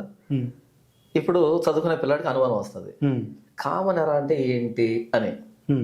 కామన్ ఎరా అనగానే కొంచెం ఆలోచించాడు, కామన్ ఎరా ఏంటి, బిఫోర్ కామన్ ఎరా ఏంటి, అసలు ఏంటిది అని వస్తుంది. అప్పుడు గూగుల్లో టైప్ చేస్తాడు, వాట్ ఈస్ కామన్ ఎరా అని కొడతాడు. అప్పుడు అక్కడ వచ్చే సమాధానం ఏంటంటే, ఏడి అనేదాన్ని పలకడానికి ఇష్టం లేని వాళ్ళు పెట్టుకున్న పేరు కామన్ ఎరా అని. అప్పుడు ఇంకో డౌట్ వస్తుంది, ఏడి అంటే ఏంటి, ఎందుకు పలకూడదు అనుకున్నారు అని. అప్పుడు అక్కడ ఏమొస్తుంది అంటే అన్నో డామిని అని వస్తుంది. అన్నో డామిని అంటే ఏంటంటే the year of the lord అని. The year of the lord ఏంటంటే యేసు ప్రభు పుట్టిన తరువాత, యేసు ప్రభు పుట్టినటువంటి ఆ రోజు నుంచి అని వస్తుంది. యేసు ప్రభు గురించి అర్థం కాదు, కామన్ ఎరా నువ్వు రాసినా దాని అర్థం ఏంటంటే, చరిత్ర ఏంటంటే ఏడి అని పలకడానికి ఇష్టం లేని వాళ్ళు కామన్ ఎరా అని పెట్టుకున్నారు. మరి బిఫోర్ కామన్ ఎరా అంటే ఏంటంటే బిఫోర్ క్రైస్ట్ అని పలకడం ఇష్టం లేని వాళ్ళు బిఫోర్ కామన్ ఎరా అని పెట్టుకున్నారు. మరి క్రైస్ట్ ఎవరింతకి ఖచ్చితంగా చదివి తెలుసుకోవాల్సి ఉంది, అంతే. కాబట్టి యేసు ప్రభుని చరిత్రను తీసివేసే ప్రయత్నం ఎంత చేసినా అంత నాటుకుపోతాడు తప్ప ఆయన చరిత్ర నుంచి బయటకు రాడు. ఎందుకంటే ఆయన మనం సృష్టించిన కల్పిత పాత్ర కాదు. ఇప్పుడు మరి బ్రిటిష్ కాలం నుంచి వచ్చింది అనేసి అందరూ అంటున్నారు కదా. మరి ఇది మరికొందరేమో అదంతా కాదు, బ్రిటిష్ వాళ్ళు ఎప్పుడో 200-300 సంవత్సరాల క్రితం వచ్చారు, కానీ కొన్ని 100 సంవత్సరాల కిందట తోమా ఇక్కడికి వచ్చాడు అని చెప్పడం జరుగుతుంది. క్రీస్తు శకం 52లో ఉమ్. అపోస్తలుడైన తోమా భారతదేశానికి వచ్చాడు. ఉమ్. ఈ ప్రశ్న అడిగే వాళ్ళకి నాకు తెలిసి 6వ తరగతి స్టాండర్డ్ కూడా ఉండదు. ఉమ్. నేను అంటున్న సర్టిఫికెట్లో కాదు, బుర్రలో స్టాండర్డ్ గురించి మాట్లాడుతున్నా. బ్రిటిషర్స్కి మిషనరీస్కి తేడా తెలియనటువంటి దౌర్భాగ్యులు వీళ్ళు. ఉమ్. బ్రిటిషర్స్కి మిషనరీస్కి చాలామంది అనుకుంటారంటే బ్రిటిష్ వాళ్ళు క్రైస్తవులు అనుకుంటారు. బ్రిటిష్ వాళ్ళు వచ్చి క్రిస్టియానిటీ తెచ్చారనుకుంటారు. బ్రిటిషర్స్ వేరు. ఉమ్. వాళ్ళు వ్యాపారం నిమిత్తం వచ్చి ఈస్ట్ ఇండియా కంపెనీ స్థాపించుకొని అక్కడి నుంచి భారతదేశాన్ని ఆక్రమించుకొని పరిపాలించినటువంటి నియంతలు వాళ్ళు, లేదా వాళ్ళు కొనలో చెప్పాలి అంటే వాళ్ళు పరిపాలించారు భారతదేశాన్ని వ్యాపార నిమిత్తం వచ్చి. మిషనరీ అనే వాళ్ళు ఎవరంటే యేసు ప్రభువును ప్రకటించడానికి వచ్చిన వాళ్ళు మిషనరీస్. అందులో మొట్టమొదటి మిషనరీ అపోస్తలుడైన తోమా భారతదేశానికి. ఉమ్. యేసు ప్రభువును ప్రకటించడానికి వచ్చేవాడిని, ఒక ప్రాంతం నుంచి ఇంకో ప్రాంతానికి వెళ్ళి యేసు ప్రభువును ప్రకటించేవాడిని మిషనరీ అని పిలుస్తారు. ఉమ్. ఆ మిషనరీలు ఏం చేశారంటే హాస్పిటల్స్ కట్టించారు, పాఠశాలలు కట్టించారు, హాస్టల్స్ కట్టించారు, ఉపాధి పథకాలు లేదా ఉపాధి పనులు నేర్పించారు, సంస్కరణలు తీసుకొచ్చారు, మూఢనమ్మకాలు రూపుమాపారు, అందరినీ సమానంగా చూశారు, కులాన్ని నిర్మూలన చేసే దాంట్లో దోహదపడ్డారు. ఇలా సంస్కరణలో పాత్ర ఉంటుంది ఎవరిది? మిషనరీస్ది. బ్రిటిషర్స్ ఎవరు? వాళ్ళు భారతదేశం దోచుకోవడానికి పరిపాలించడానికి వచ్చారు. ఈ బ్రిటిష్ వాళ్ళు అని క్రైస్తవుని తిడుతున్నాడంటే వాడికి 6వ తరగతి స్టాండర్డ్ కూడా లేదని అర్థం. Um. Difference between missionary and britisher అని కొడితే వచ్చేస్తుంది అంతే. ఉమ్. బ్రిటిషర్స్ క్రిస్టియన్స్ కాదు, వాళ్ళకి ఇప్పుడు క్రిస్టియన్స్ తో ప్రమాదం. బ్రిటిషర్స్ ఎప్పుడైతే ఇక్కడ ఉన్నారో మా మతాన్ని స్వీకరించండి అని చెప్పి ఎంతో మంది, కొన్ని వందల మందిని, ఒక్క చరిత్ర వేల మంది ఆధారం చూసి చంపేశారని చెప్పి ఉంది ఒక్క కదా. చరిత్ర ఆధారం బ్రిటిషర్స్ మా మతాన్ని స్వీకరించారంటే బ్రిటిషర్స్ ఉండడిక భారతదేశంలో. Hmm. ఎందుకంటే వాడు దోచుకుంటాడు. ఉమ్. బైబిల్ ఏం చెప్తుంది? దొంగలించకూడదని చెప్తుంది, ఉమ్. దోచుకోకూడదని చెప్తుంది బైబిల్. కాబట్టి నా మతాన్ని స్వీకరించిన బ్రిటిషర్ అన్నాడు అనుకో, వాడు ఇక్కడ ఉండలేడు. ఉమ్. అగేన్స్ట్ బ్రిటిషర్ చేసిన ఆ నియంతృత్వ పరిపాలనకి బైబిల్ వ్యతిరేకం. నిన్ను వల్లిన పొరుగు అని ప్రేమించటది బైబిల్. బ్రిటిషర్ నిన్ను వల్లిన పొరుగు అని ప్రేమించాడు ఏంటి? లేదు, ప్రేమించలేడు. కాబట్టి వాడికి అగేన్స్ట్ గా ఉన్నది బైబిల్. అందుకనే మిషనరీస్ ని ఎక్కువ చంపింది ఎవరంటే బ్రిటిషర్స్, ఇండియన్స్ కాదు. ఓకే. మిషనరీస్ ని, క్రిస్టియన్ మిషనరీస్ ని చంపుతూ ఉంటే చూసింది, వాళ్ళని చంపించింది ఎవరా అంటే బ్రిటిషర్స్. ఎందుకంటే అదే ఇంగ్లాండ్ నుండి వాళ్ళు వచ్చి, అదే ఇంగ్లాండ్ నుండి యేసును ప్రకటించే వాళ్ళు వచ్చి, వీళ్ళేమో కులాన్ని నిర్మూలిస్తూ, వీళ్ళేమో ఆ అంటరానితనాన్ని, ఈ నిరక్షరాస్యతని ఇదంతా చేస్తూ ఉంటే వీళ్ళేమో వ్యతిరేకంగా చేస్తూ ఉన్నారు కదా, వాళ్ళే బానిసలుగా వాడుకుంటున్నారు. వీళ్ళేమో మీరు బానిసలు కాదు, మత సమానం అని వీళ్ళు చెప్తున్నారు మిషనరీస్, వీళ్ళేమో బానిసలుగా చేస్తున్నారు. కాబట్టి వీళ్ళ వల్ల బ్రిటిషర్స్ ప్రమాదం, మిషనరీస్ వల్ల. బైబిల్ వల్ల బ్రిటిషర్స్ ప్రమాదం. నిన్ను వాళ్ళు పొరుగు అని ప్రేమించారంటే వాళ్ళు అతిక్రమించి పాపులు అవుతారు బైబిల్ పట్టుకుంటే కనుక. అసలు వీళ్ళు స్వాతంత్ర్యం కోసం పోరాడాలనే ఆలోచన ఎక్కడి నుంచి వచ్చింది? చదువుకున్నటువంటి జ్ఞానంలోంచి పుట్టుకొచ్చింది. ఎదురించాలా, మాకు హక్కులు ఉంటాయి, మా చట్టాలు ఉంటాయని. వేలుముద్ర వేసి చట్టాల గురించి తెలిసి అంటే తెలీదు. చదువుకుంటే ఆలోచన పెరుగుతుంది, ఆలోచన స్థాయి పెరుగుతుంది. చదువు చెప్పింది ఎవరెంతకే? మిషనరీస్ కదా. ఈ స్వాతంత్ర సమరయోధులు అందరిని చూడండి, వాళ్ళు ఎక్కడ చదివారో చూడండి. మిషనరీ స్కూల్ చదివి ఉంటారు, ఎందుకంటే స్కూల్స్ అంటే మిషనరీస్ కట్టించారు. అంతకుముందు చదువు లేదు భారతదేశంలో. ఏ పైకులం వ్యక్తి దగ్గర ఏదో చదువు ఉంది, వాళ్ళు ఆ గ్రంథాలు చదువుకోవడానికి, శ్లోకాలు చదువుకోవడానికి వాడుకున్నారు తప్ప అందరు చెప్పడానికి కదా వాళ్ళు చదివింది. మిషనరీస్ చదువు నేర్పించారు, మిషనరీస్ వైద్యం తీసుకొచ్చారు, మిషనరీస్ అనాథాశ్రయాలు కట్టారు, మిషనరీస్ చిన్నపిల్లలకి ఇక విడవబడిన వాళ్ళకి చేశారు. మిషనరీస్ కదా హక్కును చేర్చుకున్నది, అందరూ సమానంగా చూసింది. కాబట్టి మిషనరీస్ ఎవరు, బ్రిటిషర్స్ ఎవరు తేడా తెలియని వాళ్ళంతా మాట్లాడుతున్నారు ఈరోజు. క్రిస్టియానిటీకి బ్రిటిషర్స్ సంబంధం లేదు. నాకు ఇంకొక క్వశ్చన్, అది చెప్పాను కదా ఇంకొక క్వశ్చన్ అని. ఇప్పుడు చర్చెస్ ఉన్నాయి, ఇప్పుడు మీరు అంటున్నారు మిషనరీస్ అన్నీ చేశారని. మరి ఈ రోజుల్లో ఉన్నటువంటి చర్చ్ పాస్టర్స్ దగ్గర నుంచి, ఆ చర్చ్ సంఘాన్ని నిర్మించినటువంటి ఎవరైతే పాస్టర్ ఉంటారా, లేకపోతే యజమాని ఎవరైనా ఉంటారా, వాళ్ళలో ఎవరైనా సరే ఇంట్లో వచ్చేదేంటి, క్రిస్మస్ అనేసి చెప్తూ ఉంటారు. ఈ క్రిస్మస్కి ప్రతి ఒక్కరి ఇంటికి అంటే క్యారల్స్ అని చెప్పి వెళ్ళడం, వాళ్ళందరికీ ప్రేయర్ చేస్తూ ఉంటాం. ప్రేయర్ చేసిన తర్వాత ముగ్గురు పాస్టర్లు వెళ్ళడం అక్కడికి, లేదా ఇద్దరు అయినా సరే వెళ్ళడం. అక్కడికి వెళ్ళిన తర్వాత జస్ట్ ప్రేయర్ చేసిన తర్వాత బైబిల్ తెరిచి నుంచోవడం, కోసం వాళ్ళు అందులో 100-200 పెడితే ఇలా చూసి చూడడం, ఆ తర్వాత దాని ముయ్యరు అట్లనే అక్కడి నుంచి కదలరు కూడా, ఇంకా అక్కడి నుంచి కదలరు కూడా. ఎందుకంటే ఇంతమంది వచ్చి మేము ఇట్లా చూస్తారు, మరి ఎంతమంది వచ్చారు ఏంది పరిస్థితి అని చెప్తారు కదా. మరి ఇప్పుడు దాన్ని ముయ్యాలి అంటే నువ్వు ఇంక పెట్టాలి అని అర్థం. ఆ, సో వాళ్ళు ఇట్లా పట్టుకుని కూర్చుంటే వాళ్ళు వేసేంత వరకు వాళ్ళు అట్లా ఉంటారే, అక్కడి నుంచి ఆ ప్లేస్ ఖాళీ చేసే పరిస్థితి కూడా లేదు. ఉమ్. మరి ఇప్పుడు చూసుకుంటే అలా చేయడం కూడా ఎంతవరకు కరెక్ట్ అంటారు? ఒకటి ఇలా చేసేవాళ్ళు తక్కువ శాతం మంది, చాలా మంది ఉన్నారు. అంటే మిగతా వాళ్ళు మీకు తెలియదు, దీన్ని వ్యతిరేకించాలి మీకు తెలియదు. నేనే నా ప్రసంగాలు చాలా చెప్పాను, బైబిల్ ఎందుకు తెరిచి పెడుతున్నావు, అదేమన్నా బొచ్చు అనుకుంటున్నావు, అడుగుతున్న బొచ్చు అనుకుంటున్నావా, నువ్వు బెగ్గరవా అని నేనే నా ప్రసంగాలు చేశాను. కానీ ఇది చేశానని ఎంతమంది తెలుసు, మీకు తెలుసపోని మీకు కూడా తెలియదు. కాబట్టి ఇలాంటి విధానాన్ని వ్యతిరేకించేటువంటి పాస్టులు కొరలుగా ఉన్నారు. కాకపోతే ఈ బెగ్గర్స్నే మీరు చూస్తున్నారు, వీళ్ళే కనబడుతున్నారు. అది మాకు అలాగే కనిపిస్తున్నారు దరిద్రాన్ని. కాబట్టి అంటే వాడు క్రిస్టియన్ కాదు, అది విధానం కాదు. నేను ప్రారంభంలో చెప్పాను కదా, అసలు యేసుని నమ్ముకున్నాడు నోరు తెరిచి ₹1 అడగడు, దేవుడు ఇస్తాడు, ఎవరిని ప్రేరేపించాలో ప్రేరేపిస్తాడు, ఏ సమయానికి రావాలో వస్తుంది. యేసు ప్రభువుకు మించిన నమ్మకమైన యజమాని లేడు. నేను చేసేది ఆయన సేవ అయితే ఆయన నాకు జీతం ఇస్తాడు, ఇచ్చి తీరుతాడు, ఇస్తాడు భవిష్యత్తులో కూడా. మనుషులను అడిగితే బెగ్గర్స్ అవుతాం, దేవుణ్ణి అడిగితే బిలీవర్స్ అవుతాం, విశ్వాసం అవుతాం, దేవుణ్ణి అడిగితే భక్తులు అవుతాం. అదే మనుషులను అడిగితే బెగ్గర్స్ అవుతాం. నాగేంద్ర గారు ₹1000 డబ్బు ఇస్తారా అని అన్నా అనుకో, అప్పుడు నేను బెగ్గర్ని అవుతాను. దేవా నాకు ₹1000 డబ్బు అంటే నేను భక్తుని అవుతాను. భక్తే బెగ్గరా? భక్తే కరెక్ట్. భక్తే కరెక్ట్ కదా. కాబట్టి నేను దేవుణ్ణి అడుగుతాను, నా అవసరం ప్రతి దాన్ని దేవుణ్ణి అడుగుతాను, అది నా హక్కు, నేను ఆయన పని చేస్తున్నా. కానీ ఇంకొకరిని అడిగి ఇంకో చేసి నేను బెగ్గర్ని అవుతాను. కాబట్టి మీరు చెప్పినటువంటి వాళ్ళు బెగ్గర్స్, దే ఆర్ బెగ్గర్స్. ఇప్పుడు మిరాకిల్స్ దగ్గరికి వద్దాం. చాలా మంది పాస్టర్లు ఉన్నారండి ఆలయంలో.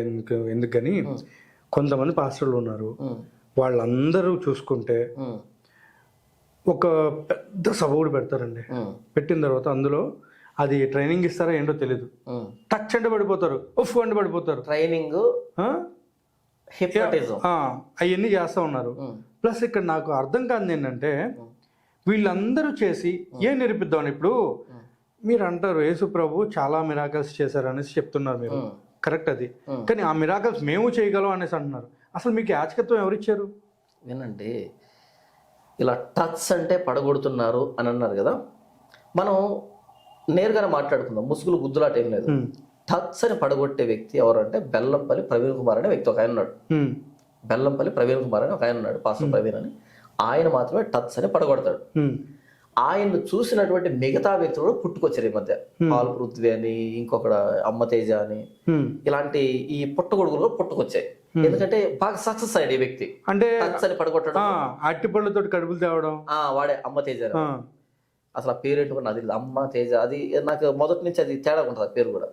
వాడు అరటి పండ్లతో పిల్లలు పుట్టిస్తాడంట. మరి వీడికి ఎంతమంది పిల్లలు పుట్టారో, మరి వీడు అరటి పండు తినిపించే పిల్లలు పుట్టించుకున్నా నాకైతే తెలియదు నిజంగా. సరే, అరటి పండు తింటే పిల్లలు పుడతారని చెబితే సరే వీడేదో చెప్పాడు, దాన్ని తింటున్న వాళ్ళని ఏమనాలి? అసలు వాళ్ళని ఏ కేటగిరీ కింద వేయాలన్నది కూడా నాకు అర్థం కావట్లేదు. అరటి పండు తింటే పిల్లలు పుడతారా? అరటి పండు తింటే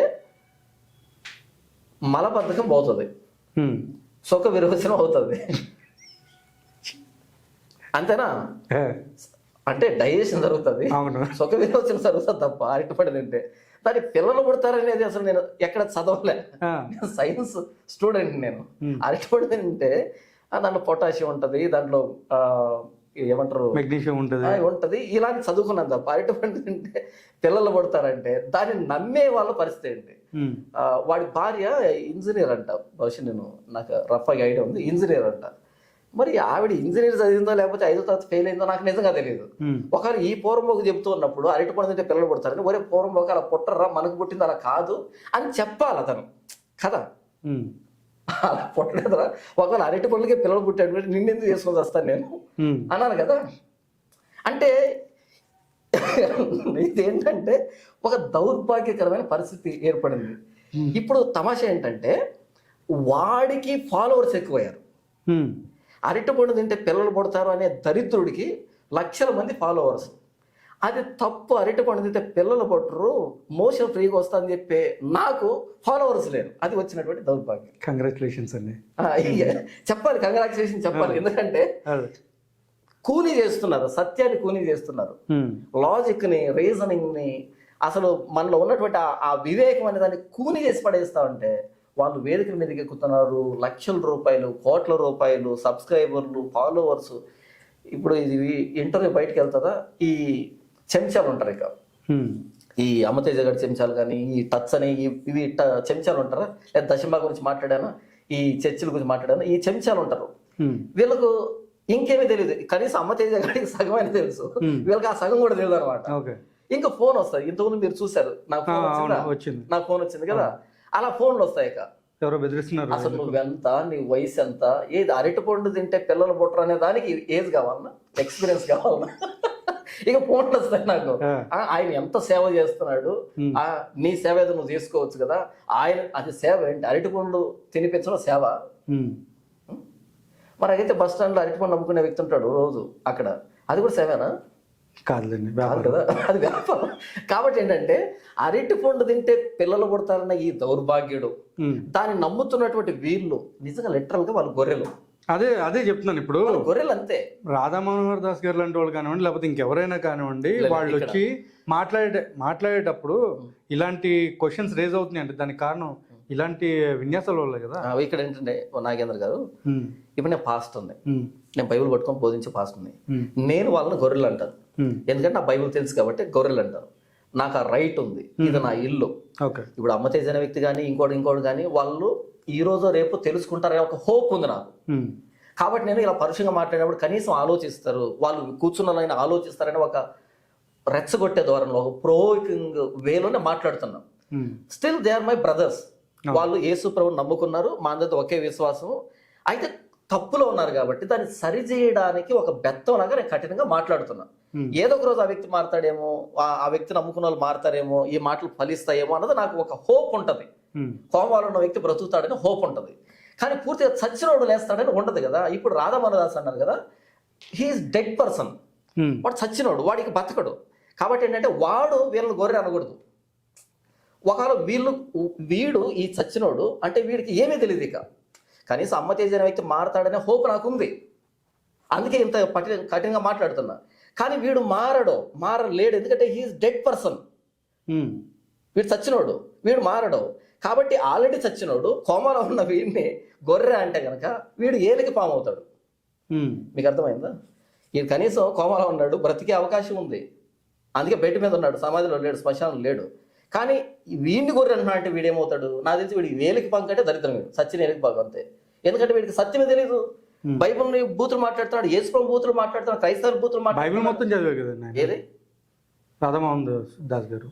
మీరు జోకులు వేయకండి, నిజంగా బైబిల్ మొత్తం సీరియస్ గా మాట్లాడుతా అంటే రాధా మనోహర్ దాస్ బైబిల్ చదివాడంటే నాకు నవ్వే ఓపికలేదు. ఇది సీరియస్ మ్యాటర్ కదా, మీరు జోకులు వేయకండి. రాధా మనోహర్ దాస్ కదండి, లేదు, ఆయన ఆల్రెడీ బుక్కులు లిటరలీ ఇంటర్వ్యూలో తెరిచి మరి చదువుతున్నాడు. అంటున్నా కదా, సెలెక్టివ్ సైట్ రీడింగ్, ఏవో కొన్ని రెఫరెన్స్ ఉంటాయి, ఆ రెఫరెన్స్ పట్టుకుంటాడు, ఎక్కడికి వెళ్ళినా అదే పాట పాడతాడు.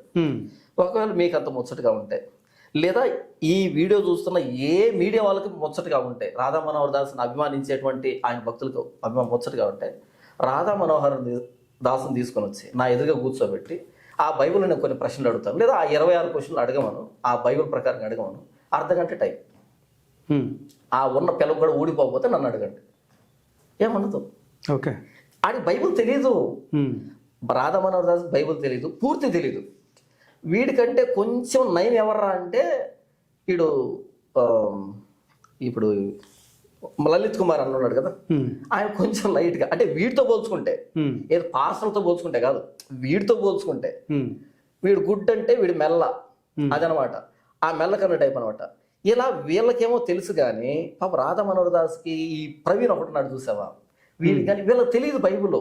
ఓకే, అక్కడక్కడ కొన్ని మాటలు తీసుకొని వాటిని వీళ్ళు ఇష్టం వచ్చినట్టు రాసుకొని తిరుగుతున్నారు తప్ప వీళ్ళకి బైబిల్ తెలియదు. 2011లో యేసుప్రభువుని నమ్ముకున్నా, అప్పటి నుంచి ఇప్పటి వరకు బైబిల్ ఎన్నిసార్లు చదివానో, ఎంత చదివానో నాకే గుర్తుకు లేదు. ఇప్పటికీ నాకు బైబిల్ అనేకమైన డౌట్లు ఉన్నాయి. నాకే అర్థమైనంత మాట్లాడుకున్నా, పూర్తి అర్థం తెలియదు నాకే. చనిపోయే ముందు రోజు అడిగిన ఇదే చెప్తాను నేను, నాకు బైబిల్ పూర్తిగా అర్థం కాలేదు, ఇంకా ఏదో ఉంది, మిస్ అయిపోతుంది, ఇంకా పూర్తిగా అనేది ఉంది. ఎందుకంటే ఈ బైబిల్ మాట్లాడే పుస్తకం ఇది. ఆ బైబిల్ ఎన్నిసార్లు మార్చబడిందండి? మార్చబడిందంటే అంటే చాలా వరకు అన్ని కొన్ని తీశారు, కొన్ని జత చేశారు, అసలు ఎక్కడుందా, చాలా జరిగినాయి అంట. అది ఎవరన్నారు ఆ మాట? ఎప్పుడు మార్చారంట, ఏం తీశారంట? బైబిల్ కూడా చాలా సార్లు మార్చారండి రాతపూర్వకంగా. ఈ ప్రశ్న చూడండి ఎంత టాక్సిక్ క్వశ్చన్ అంటే ఇది. మీరు అడిగారు కదా బైబిల్ ఇన్నిసార్లు మార్చారు, అన్నిసార్లు మార్చారు. కానీ ఏం మార్చారో సమాజానికి తెలియదు, ఎప్పుడు మార్చారో సమాజానికి తెలియదు. అప్పట్లో ఉన్నటువంటి ఎవరైతే ఉన్నారో ఇక్కడ మనది నాగేంద్ర గారు మీకు టెర్రరిస్టులతో సంబంధం ఉంది అని అంటున్నారు బయట, ఏంటి విషయం అన్నాను అనుకోండి, వినండి అని అన్నాను అనుకోండి, అనగానే వినేవాడు అసలు టెర్రరిస్ట్ అనే పదం ఎందుకు వచ్చింది ఇక్కడ ఉంటుందేమో, ఏదో ఒక రకం బ్లాక్ కలర్ వేసుకున్నాడంటే వాళ్ళు కూడా బ్లాక్ మాస్క్ వేసుకుంటారు కదా, ఒకటి అవకాశం ఇచ్చినట్టు. ఎంతకు ఉందో లేదో నేను చెప్పలే, కొన్ని క్వశ్చన్స్ టాక్సిక్ క్వశ్చన్స్ ఉంటాయి.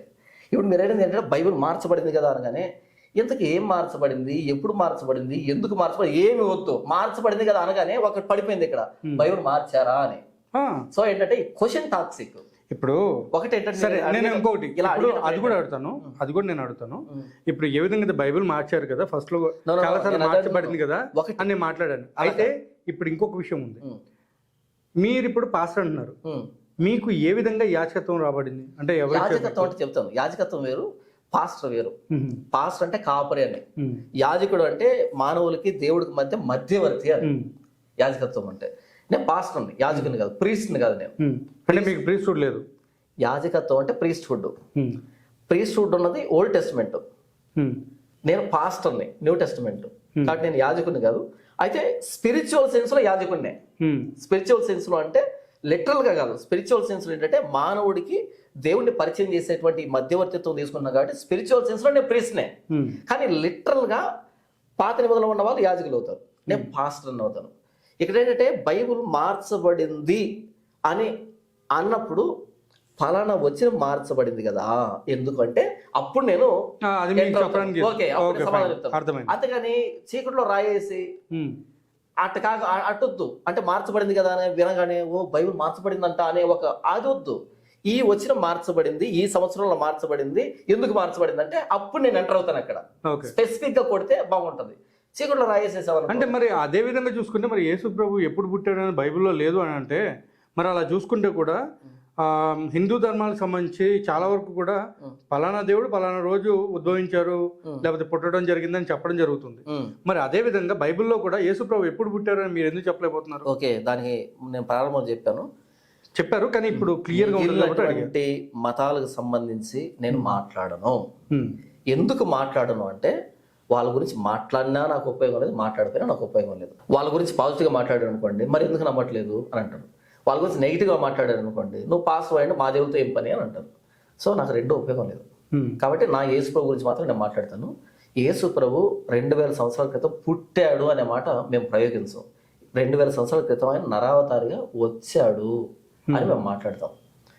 ఆది యందు దేవుడు భూమి ఆకాశం సృజించెను, ఆ దేవుడే ప్రభువైన యేసుక్రీస్తు అని యోహాను సువార్తలో ఆది యందు వాక్యం ఉండను, వాక్యం దేవుని యొద్ద ఉండను, వాక్యం దేవుడై ఉండను, కలిగి ఉన్నదేదో ఆయన లేకుండా కలగలేదు, ఆ వాక్యమే శరీరాది కృపాసక్తి సంపూర్ణంగా మన మధ్య నివసించను, ప్రభువైన యేసుక్రీస్తు సృష్టికర్త అని బైబిల్ చెప్పింది. ఆయన పుట్టలేదు, నరావతారిగా వచ్చాడు, శరీరాన్ని ధరించాడు. ఎందుకంటే సర్వ మానవాళి పాప ప్రాయశ్చిత్తం కోసం అని మేము మాట్లాడతాం. యేసు ప్రభు పుట్టినరోజు ఎందుకు లేదు అన్నది ప్రశ్న ఇక్కడ. ఈ ప్రశ్న అడుగుతున్న వాళ్ళు యేసు ప్రభు ఎప్పుడు పుట్టాడు, ఏ రోజు పుట్టాడు అని అడుగుతున్న వాళ్ళకి పాపం చరిత్ర మీద అవగాహన తక్కువ ఉంటుంది. అంటే ఏం మాట్లాడుతున్నారో తెలియదు అనమాట. ఎందుకు చెప్తాను వినండి. ఈ మధ్య ఎక్కడో నేను ఒక క్లిప్పింగ్ చూశాను, ఒక షార్ట్లో ఎక్కడో చూశాను. అందులో ఒక ముసలావిడ ఒక ప్రశ్న అడుగుతుంది. ఏమనంటే ఉదాహరణ నాగేంద్ర అనుకో, వరే నాగేంద్ర, రామాయణంలో అర్జునుడు ఎంతమంది చంపాడు అనేటట్టుగా అడుగుతుంది. రామాయణంలో అర్జునుడు ఉన్నాడా? వెరీ గుడ్, క్యాచ్ చేశారు. ఇప్పుడు అర్జునుడు అన్నప్పుడు ఏం ప్రయోగించాలి? భారతాన్ని ప్రయోగించాలి. రామాయణం అప్పుడు ఏం ప్రయోగించాలి? రాముని ప్రయోగించాలి కదా. కానీ ఈ క్యారెక్టర్ని తీసుకొచ్చి అందులో పెట్టినప్పుడు ఆ క్వశ్చన్కి ఆన్సర్ చెప్పకూడదు, వాడి క్వశ్చన్ అర్థం చేయించాలి. నువ్వు అడిగిన క్వశ్చనే తప్ప అక్కడ, నువ్వు అడిగిన క్వశ్చనే తప్ప అక్కడ. కాబట్టి దీనికి ఆన్సర్ కాదు ఉండేది ఇక్కడ, నీ క్వశ్చన్ తప్పని చెప్పడమే దానికి సమాధానం. అర్థమవుతుందా? ఇప్పుడు మీరు అటెంప్ట్ చేశారనుకోండి, ఎంతమంది చెప్పాడు అర్జునుడు రఫ్గా 100 అన్నా అనుకో, అప్పుడు తీరిపోద్ది. అప్పుడు అసలు ఆన్సర్ తప్పే, క్వశ్చన్ తప్పే, దాన్ని సీరియస్ గా మళ్ళీ ఆలోచించి సమాధానం చెప్పడం తప్పే. ఇంకా అప్పుడు ఏం చేయాలి? అరే నాయన అర్జునుడు అనే క్యారెక్టర్ ఇక్కడ ఉంటాడు, మహాభారతంలో ఉంటుంది. ఈయన ఇక్కడ ఉంటాడు. కాబట్టి నువ్వు అడిగిన ప్రశ్న అని చెప్పడమే దానికి సమాధానం కదా. ఇప్పుడు మీరు ఏమన్నారు, యేసు ప్రభు ఎప్పుడు పుట్టాడు, ఏ తారీఖు పుట్టాడు అని మీరు అడిగారు కదా. ఇప్పుడు మీకు నేను మీ క్వశ్చన్ తప్పని చెప్తాను. ఎలాగంటే హిస్టరీ 2 పార్ట్లు, 2 విధాలుగా ఉంటుంది. ఒకటి ఏన్షియంట్ హిస్టరీ, 2 మోడర్న్ హిస్టరీ. అంటే క్యాలెండర్ అంత డెవలప్ కాని రోజుల్ని ఏన్షియంట్ హిస్టరీ అని పిలుస్తారు. క్యాలెండర్ డెవలప్ అయిన తర్వాత స్పెసిఫిక్ డేట్ని రాసుకునేటువంటి వచ్చిన తర్వాత మోడర్న్ హిస్టరీ అని పిలుస్తారు. ఈ యేసు ప్రభు పుట్టినటువంటి ఇదంతా కూడా ఏంటంటే ఏన్షియంట్ హిస్టరీ కిందకు వస్తుంది. ఏన్షియంట్ హిస్టరీలో ఏం జరిగింది అని మాత్రమే అడుగుతారు. మరి అలాంటి ఓకే, మీది ఇంకా ఉందా? ఎందుకంటే క్యాలెండర్ లేదు అప్పుడు. క్యాలెండర్ లేనప్పుడు డేట్ అనేది అసలు ఆ అవగాహన లేదు వాళ్ళకి. కాబట్టి ఏంటంటే ఏం జరిగింది అంటారు అంతే. అంతేగాని ఏ తారీఖు జరిగింది అంటారు. ఎందుకంటే అసలు ఆ సెన్సే లేదు వాళ్ళకి. క్యాలెండర్ డెవలప్ అయిన తర్వాత ఎప్పుడు జరిగింది, ఏం జరిగింది అని 2 ప్రశ్నలు వస్తాయి. కాబట్టి యేసు ప్రభు పుట్టుకన్నా జరిగింది ఏన్షియంట్ హిస్టరీలో. కాబట్టి ఎప్పుడు పుట్టాడు అన్నది మోడర్న్ హిస్టరీలో క్వశ్చన్. అది వినండి, ఇప్పుడు బోటనీ టెక్స్ట్ బుక్ ఓపెన్ చేసి హెచ్ఐవి వైరస్ అని ఎంత వెతికినా సరే మీకు కనపడుతుంది. ఎందుకని? బోటనీలో హెచ్ఐవి వైరస్ కనపడదు. బోటనీలో ఏమంటారు పిల్లలు ఎలా పడతారు కనపడదు. బోటనీలో బోన్ మ్యారో ఎలా ఉంటుంది, ఈ బోటనీలో బ్లడ్ ఎన్ని గ్రూపులు ఉంటుంది, ఇవన్నీ కనపడవు. ఎందుకని? బయాలజీ సబ్జెక్ట్ని బోటనీలో వెతకూడదు, బోటనీలో సబ్జెక్ట్ని బయాలజీలో వెతకూడదు. యేసు ప్రభు ఎప్పుడు పుట్టాడు తారీఖు చెప్పండి అంటే మోడర్న్ హిస్టరీ క్వశ్చన్ తీసుకుని వెళ్ళి ఏన్షియంట్ హిస్టరీలో వెతుకుతున్నావంటే ఫస్ట్ ఆఫ్ ఆల్ అసలు ఏమడుతుందో నీకు తెలియట్లేదు. బైబిల్లో యేసు ప్రభు ఏం చేశాడో అని అడగాలి. ఎందుకంటే అది ఏన్షియంట్ హిస్టరీ కాబట్టి. ఇప్పుడు అడుగు మరి December 25th యేసు ప్రభు పుట్టాడు అని చెప్పేసి ఆయన రాకడిని సెలబ్రేట్ చేసుకునే విధంగా మాట్లాడుతున్నారు కదా. అవును, అవన్నీ చేస్తున్నారు. మరి ఇప్పుడు దాని గురించి ఏమంటారు? అసలు ఎవరు చెప్పారు 25న పుట్టారని? December 25న యేసు ప్రభు పుట్టాడు, క్రిస్మస్ యేసు ప్రభు పుట్టినరోజు అనేటట్టుగా క్రిస్మస్, ఇప్పుడు క్రిస్మస్ సీజన్ నడుస్తుంది కదా, దీన్ని సెలబ్రేట్ చేసుకుంటున్నారు కదా. ఈ December 25 అనే దాని గురించి నేను నా ఛానల్లో ఒక వీడియో పెట్టున్నాను. ఆ వీడియో ఏంటంటే December 25 చారిత్రాత్మక తప్పిదం, ఆధ్యాత్మిక వ్యభిచారం అని టైటిల్ పెట్టాను. ఏమని పెట్టాను? December 25 చారిత్రాత్మక తప్పిదం, ఆధ్యాత్మిక వ్యభిచారం అని పెట్టాను. ఇప్పుడు కాదు, 3 సంవత్సరాల క్రితం మాట్లాడిన మాట ప్రతి సంవత్సరం మాట్లాడుతూ ఉన్నా. December 25 మరలా ప్రసంగం చేస్తాను. డిసెంబర్ నెలంతా ప్రసంగాలు చేస్తుంటాను నేను. మరలా ఆ రోజు ప్రసంగం చేస్తాను. ఏమని ప్రారంభిస్తాను తెలుసా? ఈ December 25న యేసు పుట్టాడు అన్నది చారిత్రాత్మక తప్పిదం. ఈ రోజు యేసు పుట్టాడు బైబిల్ ఎక్కడ మనకు లేదు. అయితే మీరు దొరికారు కాబట్టి వాక్యం చెబుతున్నాను, యేసు గురించి చెబుతున్నాను అని ప్రారంభిస్తాను నేను. అయితే December 25న యేసు పుట్టాడని ఎలా వచ్చింది అంటే నేను చెప్పాను కదా, కాన్స్టంటైన్ అనే చక్రవర్తి యేసు ప్రభువును అంగీకరించాడు. రోమియోడు ఆయన యేసు ప్రభువును అంగీకరించాడు. ఇప్పుడు ఏమయ్యాడు? క్రైస్తవుడయ్యాడు. అప్పుడు పొలిటికల్ గా ఏమైందంటే వీడు మనోడు కాదు, యేసు ప్రభువును నమ్మేసుకున్నాడు, మన సంస్కృతిని గౌరవించట్లేదు అనేది ఒకటి వచ్చేసింది. ఆ పొలిటికల్ ఎరీనాలో ఇన్స్టెబిలిటీ వచ్చింది. అప్పుడు ఏం చేశాడు అంటే December 25న సూర్యుడు పుట్టినరోజు వాళ్ళ కల్చర్లో, సండే, సూర్యుడు కదా, ఆదివారం అంటారు కదా, అలా సూర్యుడు పుట్టినటువంటి ఆ రోజు December 25గా వాళ్ళు పాటిస్తారు. ఎవరు? రోమియోలు. యేసు ప్రభువుని గురించి రాయబడిన మాట ఏంటంటే మలాకి గ్రంథంలో ఆయన నీతి సూర్యుడు అనే మాట రాయబడింది. యేసు ప్రభు గురించి నీతి సూర్యుడు. ఎలాగైతే సూర్యుడు వచ్చినప్పుడు చీకటి వెళ్ళిపోతుందో అలాగే నీతి సూర్యుడైన యేసు ప్రభు వచ్చినప్పుడు అవినీతి పోతుంది అనేటువంటి ఆ సూర్యుడితో పోల్చు యేసు ప్రభు నీతి సూర్యుడని చెప్పడం జరిగింది. అది ఎందులో రాశారు? మలాకి గ్రంథంలో. మలాకి 3వ అధ్యాయం ఉంటుంది. 3వ అధ్యాయం ఉంటుంది. నీతి సూర్యుడు అనేటువంటి మాట రాయబడింది. ఇప్పుడు ఏంటంటే ఈయన సింహాసనాన్ని కాపాడుకునే దానికోసమని ఈయన ఏం చేశాడు అంటే ఎటు యేసు ప్రభు సూర్యుడితో పోల్చడం జరిగింది. ఈ రోజు సూర్యుడు పుట్టినరోజు. ఇప్పుడు ఏం చేశాడు? క్రైస్తవులకి యేసు ప్రభు పుట్టింది December 25 అని చెప్పాడు. సో ఈ క్రిస్టియన్స్ అప్పుడు ఇంత పరిజ్ఞానం లేదు బైబిల్ మీద వాళ్ళకి. ఈ బైబిల్ ఈ రూపంలో లేదు వాళ్ళకి, అసలు సువార్త అందుతుంది. అప్పుడు వీళ్ళు ఏం చేశారు? ఓహో యేసు ప్రభు ఈ రోజు పుట్టాడంట, వీళ్ళు హ్యాపీ, వీళ్ళు పండుగ చేసుకుంటున్నారు. వాళ్ళు ఏం చేశారు? December 25 ఎటు సెలబ్రేషన్ జరుగుతుంది కదా, సో మనల్ని గౌరవించాడు. ఇలా అటు అన్ని మతాన్ని అంటే రోమా మతాన్ని ఇటు క్రైస్తవుని రెండు క్లబ్ చేసి ఈయన సింహాసనాన్ని స్థిరపరచుకున్నాడు. రోమిలో దేవుడు పుట్టిన రోజున యేసు పుట్టినటువంటి రోజుగా పెట్టాడు. అది చారిత్రాత్మక తప్పిదం, ఆధ్యాత్మిక వ్యభిచారం. వ్యభిచారం అంటే ఏంటి? యేసు ప్రభు గురించి ఆయన పుట్టుకుని గురించి అపోస్తులే సెలబ్రేట్ చేయకపోతే, యేసు ప్రభువే సెలబ్రేట్ చేసుకోకపోతే నీకెందుకు అమ్మొచ్చట? ఎక్కడి నుంచి వచ్చింది ఏమొచ్చట? కాబట్టి ఆధ్యాత్మిక వ్యభిచారం. ఇతర మతాల పండుగను తీసుకొచ్చి యేసు ప్రభుకి ఆపాదించి దానికే కట్ చేస్తున్నాం అంటే ఇది ఆధ్యాత్మిక వ్యభిచారం. నేను ఎప్పుడో మాట్లాడేశాను, అయిపోయింది. కాబట్టి యేసు ప్రభు December 25 పుట్టాడు అన్నది బైబిల్లో లేదు. యేసు ప్రభు పుట్టుకుని యేసు ప్రభువే సెలబ్రేట్ చేసుకోలేదు. ఆయన కన్నటువంటి మరియమ్మే సెలబ్రేట్ చేయలేదు. ఆయన ప్రకటించినటువంటి అపోస్తులే సెలబ్రేట్ చేయలేదు. మొన్న ప్రారంభమైనటువంటి పండుగ ఇది. యేసు ప్రభు తర్వాత ప్రారంభమైనటువంటి పండుగ ఇది.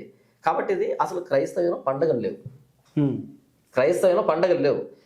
సంవత్సరానికి 52 ఆదివారాలు. 52 ఆదివారాలు మేము సంతోషంగా ప్రభువైన యేసుక్రీస్తుని ఆరాధిస్తాం.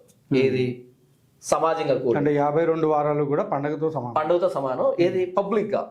పర్సనల్ గా అయితే ఎప్పుడు మనసుకు వస్తే అప్పుడల్లా యేసు ప్రభువుని నేను గణపరుస్తాను, ఆయన స్తుతిస్తాను, ఆయన బట్టి ఆనందిస్తాను, ఆయన కీర్తిస్తాను, ప్రార్థిస్తాను. ఎప్పుడు నా మనసు. అంటే మీరు క్రిస్మస్ చేసుకోరు అంటే అది ఎట్ట చేస్తారో కూడా నాకు తెలియదు. అది క్రిస్మస్ అని ప్రసంగం చేయడం తప్ప దాన్ని ఎట్ట సెలబ్రేట్ చేస్తే, క్రిస్మస్ సెలబ్రేషన్ అంటే ఏంటి అసలు నాకు తెలియదు.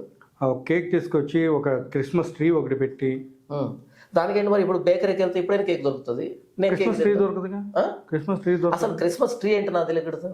అంటే అది ఒక ట్రీ ఉందా? ఒక ట్రీ ఉంటది కదండి.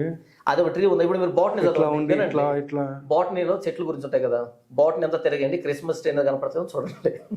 ఇప్పుడు బాటనీ వరకు వెళ్ళాలి. ఇప్పుడు క్రిస్మస్ ట్రీ గురించి, చెట్ల గురించి బాటనీలో ఉంటది, వృక్ష శాస్త్రం కదా బాటనీ అంటే.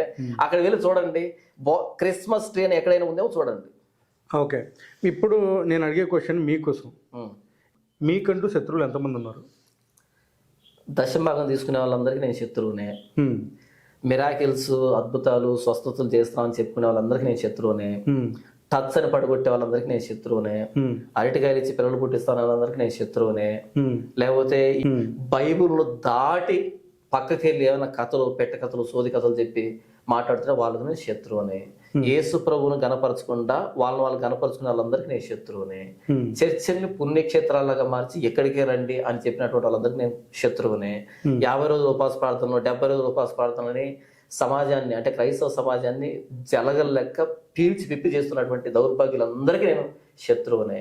అన్నింటికి మించి ప్రభువైన బైబిల్లో వాక్యాన్ని ప్రేమించకుండా వాక్యానికి కుడికి ఎడమకు పోయే ప్రతి ఒక్కడికి నేను శత్రువునే. సువార్తని సువార్తలాగా ప్రజెంట్ చేయనటువంటి ప్రతి ఒక్కరికి నేను శత్రువునే. నేను అడిగేటువంటి మీకు చిట్ట కొన్ని క్వశ్చన్లు అంటే 1-2 ఉంటాయి, ఎక్కువ ఉండవు.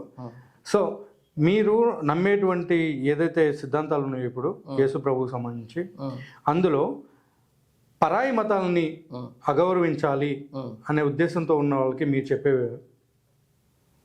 మాటలు? అదే అంటున్నాను, పరాయి మతాన్ని అగౌరవపరచాల్సిన అక్కర్లేదు. యేసు ప్రభు గురించి ప్రకటించినప్పుడు వాళ్ళ మతం ఏముందో వాళ్ళకి తెలుసు. నేను మీకు చెప్పాను కదా, నేను 3వ తరగతిలో మా నాన్న దగ్గర నుంచి ₹1 దొంగలిస్తున్నప్పుడు నా హిందూయిజం గురించి కాదు వాళ్ళు తిట్టింది. ఆ రోజు హిందూ దేవుళ్ళ గురించి కాదు వాళ్ళు తిట్టింది మైకులో నుంచి. నీ పాపాలను క్షమించు అంటే క్షమించే దేవుడు ప్రభు అయిన యేసుక్రీస్తు అన్నారు. యేసు ప్రభు ఏం చేస్తాడో చెప్పారు. అది వినగానే నేను ఏం చేస్తున్నాను, నా సిద్ధాంతం నన్ను ఎలా మార్చలేకపోయిందో నాకు అర్థమైపోయింది. ఈయన నేను నమ్ముకోవాలని నాకు అర్థమైంది. కాబట్టి మీరు ఏమంటారు, టైడ్ అడ్వర్టైజ్మెంట్ వస్తుంది. టైడ్ చూసారా? టైడ్ అడ్వర్టైజ్మెంట్లో ఇంతకు మించిన తెలుపు అంటాడు, అనగానే ఇలా సర్రమని వెళ్ళగానే అవకాశరా అంటాడు. అంటే అది తెలుపు కాదు అని చెప్పాల్సిన అక్కర్లే. ఈ తెలుపు పడగానే తేడా అర్థమైపోయింది. ఓహో ఇది కదా తెలుపు అంటే, ఇది తెలుపు కాదు కదా, ఇది తేడా. ఈ టైడ్ ప్రభువైన యేసుక్రీస్తు అంటే ఆయన ప్రకటించినప్పుడు ఏ మతమైనా ఏ సిద్ధాంతమైనా వాళ్ళకి అర్థమైపోతుంది. ఇప్పుడు ప్రతి ఒక్కరికి అర్థమైంది కూడా ఏంటంటే టైడ్ వాడంటే యేసు ప్రభు వచ్చేస్తారని చెప్పిన అది కానీ మాట్లాడుతున్నది. టైడ్ తెల్లదనం నా ప్రభువైన యేసుక్రీస్తు క్యారెక్టర్. కాబట్టి యేసు ప్రభు అంటాడు, నాలో పాపం ఉన్నదని మీరు ఎవడైనా స్థాపించగలడా అని అంటాడు. యేసు ప్రభు 2 ప్రశ్నలు అడుగుతాడు అక్కడ. నాలో పాపం ఉన్నదని మీరు ఎవడైనా స్థాపించగలడా, నాలో పాపం లేని ఎడల మీరు ఎందుకు నన్ను నమ్మరు అంటాడు. రెండు ప్రశ్నలు. ఎక్కడ ఉంటే ఏ వచనంలో నేను చదివి వినిపిస్తాను. ఇది యోహాను సువార్త అని, యోహాను సువార్త 8వ అధ్యాయంలో ఎంత అద్భుతమైన ప్రశ్నలు ఈ రెండు అంటే నేను చదివి వినిపిస్తాను చూడండి. 45వ వచనం. నేను సత్యమని చెప్పుచున్నాను కనుక మీరు నన్ను నమ్మరు, నా యందు పాపం ఉన్నదని మీలో ఎవడు స్థాపించును. 46 నా యందు పాపం ఉన్నదని మీలో ఎవడు స్థాపించు? ప్రశ్న నెంబర్ 1. ప్రశ్న నెంబర్ 2, నేను సత్యము చెప్పుచున్న ఎడల మీరెందుకు నన్ను నమ్మరు? 2 ప్రశ్నలు. నాలో పాపం ఉన్నదని మీరు ఎవరైనా స్థాపిస్తారా? నంబర్ 1 లేదు ప్రభు అంటే, మరి నేను సత్యం చెప్తున్నప్పుడు నన్ను ఎందుకు నమ్మరు? 2వ ప్రశ్న. కాబట్టి యోహాను సువార్త 8వ అధ్యాయం 46వ వచనంలో నాలో పాపం ఉన్నదని మీరు ఎవడైనా స్థాపించగలడా? నాలో సత్యం ఉంటే మీరు ఎందుకు నన్ను నమ్మరు? ఈరోజు ఏ మతానికైనా అడుగుతున్నటువంటి ప్రశ్న ఏంటంటే, నేను అడుగుతున్న ప్రశ్న, యేసు ప్రభు తరపున అడుగుతుంది ఏంటంటే, మీ మతంలో పాపం లేనటువంటి దేవుడు కానీ దేవత కానీ ఎవరైనా ఉన్నారా అడుగుతున్నాను. నేను ఉంటే లక్ష్యంగా వాళ్ళనే అవలంబించండి. ఒకవేళ లేకపోతే ప్రభువైన యేసుక్రీస్తు దగ్గరికి రండి, ఆయనలో పాపం ఉందేమో వెతకండి, లేదా యేసు ప్రభు పాదాల మీద పడండి, అంతే. వేరే ఆప్షన్ లేదు. యేసు ప్రభువులో తప్ప ఇంకెవరిలోనూ పరిశుద్ధత నేను నా పరిశోధనలో ఎక్కడ చూడలేదు. నాలో పాపం ఉన్నదని మీరు ఎవడైనా స్థాపించగలడా అన్నటువంటి ఏకైక దేవుడు ప్రభువైన యేసుక్రీస్తు వారు. మరి ఆయన కాకపోతే ప్రపంచానికి ఎవరు కావాలి? కాబట్టి నేను పరాయి మతాన్ని దూషించను. ఎంతసేపు ఉన్నా నా ప్రభువైన యేసుక్రీస్తును, టైడ్ తెల్లదనం లాంటి నా ప్రభువైన యేసుక్రీస్తును ప్రకటిస్తాను. మరి మిగిలినటువంటి మతాల్లో ఆ తెలుపేంటో ఈ తెలుపేంటో తేడా వాళ్ళే చూసుకుంటారు, వాళ్ళే అవాక్ అవుతారు. కాబట్టి ఎంతసేపున నేను చేయాల్సింది ఏంటంటే ప్రభువైన యేసుక్రీస్తు వారి గురించే ప్రకటించడం. తేడా గీతలు వాళ్ళే తీసుకుంటారు, అవాక్ అవుతారు, అక్కడే పడి ఉంటారు, వాళ్ళ ఇష్టం, నాకు సంబంధం లేదు. యేసు ప్రభువును ప్రకటించడమే, ఇతర మతాల జోలికి వెళ్ళాల్సిన అక్కర్లేదు, అసలు నాకు అనవసరం అదంతా. యేసు ప్రభు అని మీరు చెప్తున్నారు, ఆయన బ్యాప్టిజం తీసుకున్నారు, యాజకత్వం అనేసి ఒకటి ఉంది, దాన్ని అది యేసు ప్రభుతోనే అంతమైపోయిందని చెప్తున్నారు. మరి ఈ రోజు పాస్టర్లకైనా ఎవరికైనా కానీ ఒక పవర్ అనేది ఉండాలి. ఆ పవర్ ఎక్కడి నుంచి వస్తుంది, ఎలా వస్తుంది, ఎవరు ఇస్తున్నారు? అంటే పాస్టర్లకి పవర్ అంటే ఎందుకంటే రోడ్ల మీదకి వచ్చేసి ప్రతి ఒక్కరి దగ్గరికి పెద్ద పెద్ద మైకులు పెట్టేసుకుని అరుచుకుంటూ దేవుడి వద్దకు రండి మీ పాపాలను క్షమించును అని చెప్పేసి అరవడము, ప్రతి ఒక్కరిని డిస్టర్బ్ చేయడము అనేసి ప్రతి ఒక్క హిందువులు కూడా ఎంత అంటే ఒక రేంజ్ లో వాళ్ళందరినీ రోడ్ల మీద ఆపేసి కొట్టేదానికి వెళ్ళిపోతున్నారు గట్టిగా. క్రైస్తవులనే హిందువులు, ఎందుకంటే వాళ్ళు చేసేటువంటిది తప్పు అని చెప్పి చెప్పడానికి వాళ్ళు. సో దాని ప్రకారం నేను చెప్పేది అంటే, నేను అడిగేది మిమ్మల్ని ఏంటంటే, ఇప్పుడు మీరు దీనికి ఎలాంటి సమాధానం చెప్పదలుచుకున్నారు? అంటే దాన్ని సువార్త అంటారు బ్రదర్. ప్రభువైన యేసుక్రీస్తు నుంచి ప్రకటించేదాన్ని సువార్త అంటారు. ఇప్పుడు వీధిలోకి వెళ్ళి మైక్ పట్టుకొని సువార్త చెప్తున్నారు అనుకుందాం. దానికి వాళ్ళు ముందుగానే పోలీస్ పర్మిషన్ తీసుకుంటారు. మేము మైక్లో మాట్లాడడానికి మాకు పర్మిషన్ కావాలంటారు. అందులో కనుక ఏదైనా అసాంఘిక కార్యక్రమం ఉంటే, సంఘ విద్రోహ కార్యక్రమం ఏదైనా ఉంటే పోలీస్ వాళ్ళు పర్మిషన్ ఇవ్వరు. లేదు మేము మర్యాదగా వెళ్ళి సువార్త చెప్పుకొని వస్తాము అని అంటే కనుక పోలీసులు పర్మిషన్ ఇస్తారు, వీళ్ళు వెళ్ళి మైక్ పట్టుకొని మాట్లాడతారు. దీంట్లో కొట్టాల్సిన అక్కర్లేదు, తిట్టాల్సిన అక్కర్లేదు. మీ పాపాలను కడుక్కోండి, మీరు దైవ చింతనకు రండి అని చెప్పేసి చెప్పేది ఒక క్రైస్తవులు ఉంటారు, కానీ కూరగాయలు పంచేవాళ్ళు లేకపోతే వాళ్ళు తెలియదు, వాళ్ళ చేతగా శాశ్వతంగా నిత్యత్వంలో బ్రతకాలంటే ప్రభువైన యేసుక్రీస్తు రక్తంలో కడగబడితేనే పరిశుద్ధుడైన దేవుని ఎదుట నిత్యత్వంలో బ్రతకగలము. కాబట్టి ఇంత గొప్ప సమాచారం మైక్ రూపంలో వీధిలో ప్రకటించబడుతుంటే దాన్ని ఆపుతున్నామంటే ఇంకేమనాలి? పైగా పోలీస్ పర్మిషన్ ఉంది కదా. అంటే ఇంకా అదే కాదు, ఇంకొక దారుణం కూడా ఉంది. ఏంటంటే ఒక సభల్లో పెట్టడం, అందులో హీలింగ్ ప్రాసెస్ అనేసి మాట్లాడడం, వాళ్ళకి దెయ్యాలు పట్టినాయి అంటాం. ఎవరు పట్టారని నీళ్ళు అరుస్తారు. ఎవరు దేవతల పేర్లు చెప్పడం, హిందూ దేవతల పేర్లు, దేవుళ్ళ పేర్లు చెప్పడం, అలా చెప్పడం వల్ల వాళ్ళని చాలా కించపరిచి మాట్లాడడం. ఆ పని చేసింది ఎవరంటే బెల్లంపల్లి ప్రవీణ్ కుమార్ అనే వ్యక్తి విజయవాడలో మీటింగ్ పెట్టి అక్కడ ఒక ఆవిడ దయ్యం పట్టినట్టుగా ఒక డ్రామా వేసి ఆవిడ చెప్పు నువ్వు ఎవరు అంటే నేను విజయవాడ కనకదుర్గమ్మని అని మాట్లాడటము. అలా ఏంటంటే హైందవ సమాజాన్ని రెచ్చగొట్టాడు. నాకు కూడా తెలుసు, నేను చూశాను దాన్ని. అయితే అప్పుడు నాకు యూట్యూబ్ ఛానల్ లేదు, నాకు స్పందించే విధానం తెలియదు, జస్ట్ చూశాను. కాబట్టి ఒకవేళ తెలుసుంటే కనుక ఆ రోజు నేను స్పందించి ఉండేవాడిని. తర్వాత స్పందించాను. ఇప్పటికీ నేను ఆ వ్యక్తి పేరు అయితే మాట్లాడాను, అవన్నీ తప్పని చెప్పాను కదా. కాబట్టి అప్పుడు నాకు అంత అవకాశం లేదు. ఇప్పుడు మాట్లాడుతున్నాను, ఇంత ముందు కూడా మాట్లాడాను. కాబట్టి ఇలా హైందవ దేవుళ్ళు వచ్చి పట్టారు, వీళ్ళు దయ్యాలు అనేటట్టుగా ఇలా ఒక డ్రామా క్రియేట్ చేసి మాట్లాడాల్సిన అక్కరేవి లేదు. అలా చేయడం తప్పు, దానికి క్షమాపణ చెప్పకపోవడం తప్పు. దాన్ని ఆనాటి క్రైస్తవ సమాజం సహించడం అలాంటి వ్యక్తిని తప్పది. అది మతాల మధ్య గొడవకు దారితీస్తుంది, మతాల మధ్య విద్వేషాన్ని దారితీస్తుంది, తప్పది. బైబుల్లో ఉన్న విషయం చెప్తే సరిపోతుంది. ఒకవేళ నిజంగా ఆవిడ దయ్యం పట్టిందా, నీకు తెలుసు కదా, నువ్వెందుకు మాట్లాడుతున్నావు, ఆయన దయ్యాలతో ముచ్చట్లు ఏంటి నాకు తెలుగుతుంది. దయ్యం పట్టింది, దయ్యాన్ని పోగొట్టాలని దాంతో పిచ్చాపాటి వేసుకోవడం ఏంటి? దయ్యంతో మాటలేముంటాయి నాకు తెలుగుతుంది. అయినా దయ్యాన్ని ఇలా మాట్లాడితే ఇలా మాట్లాడుతుంది ఏంటి? ఫ్రెండా? బెస్ట్ ఫ్రెండ్ కాదు కదా. కాబట్టి దైవంతో మాట్లాడుతున్నా అంటే వీడు కూడా దైవం అయి ఉంటాడు ఇంకంతే. ఉమ్. దైవంతో అసలు మాట్లాడటం ఏంటి, అంతసేపు ఏదో ఇంటర్వ్యూ చేసినట్టుగా నీ పేరేంటి, నీ ఊరేంటి, ఎప్పుడు పోయి ఎప్పుడు వచ్చావు, అదేంటి ఇదేంటి, ఎందుకు వచ్చావు? ఇంత అద్భుతంగా దైవం కోఆపరేట్ చేస్తుందా? ఉమ్. ఇంత అద్భుతంగా దయ్యం కోఆపరేట్ చేస్తుందా? ఆడు మాట్లాడుతుండగా మైక్ పెట్టి మరి మాట్లాడిస్తాడు, నీ పేరేంటి, నీ ఊరేంటి అంటే దయ్యం కూడా ఎంత అప్డేట్ అయిపోయింది, మైక్లో మాట్లాడేటట్టుగా అప్డేట్ దయ్యాలు వచ్చేసాయి అన్నీ. ఆ. కాబట్టి అది ఈ దరిద్రాలని చేస్తున్నది వీళ్ళే.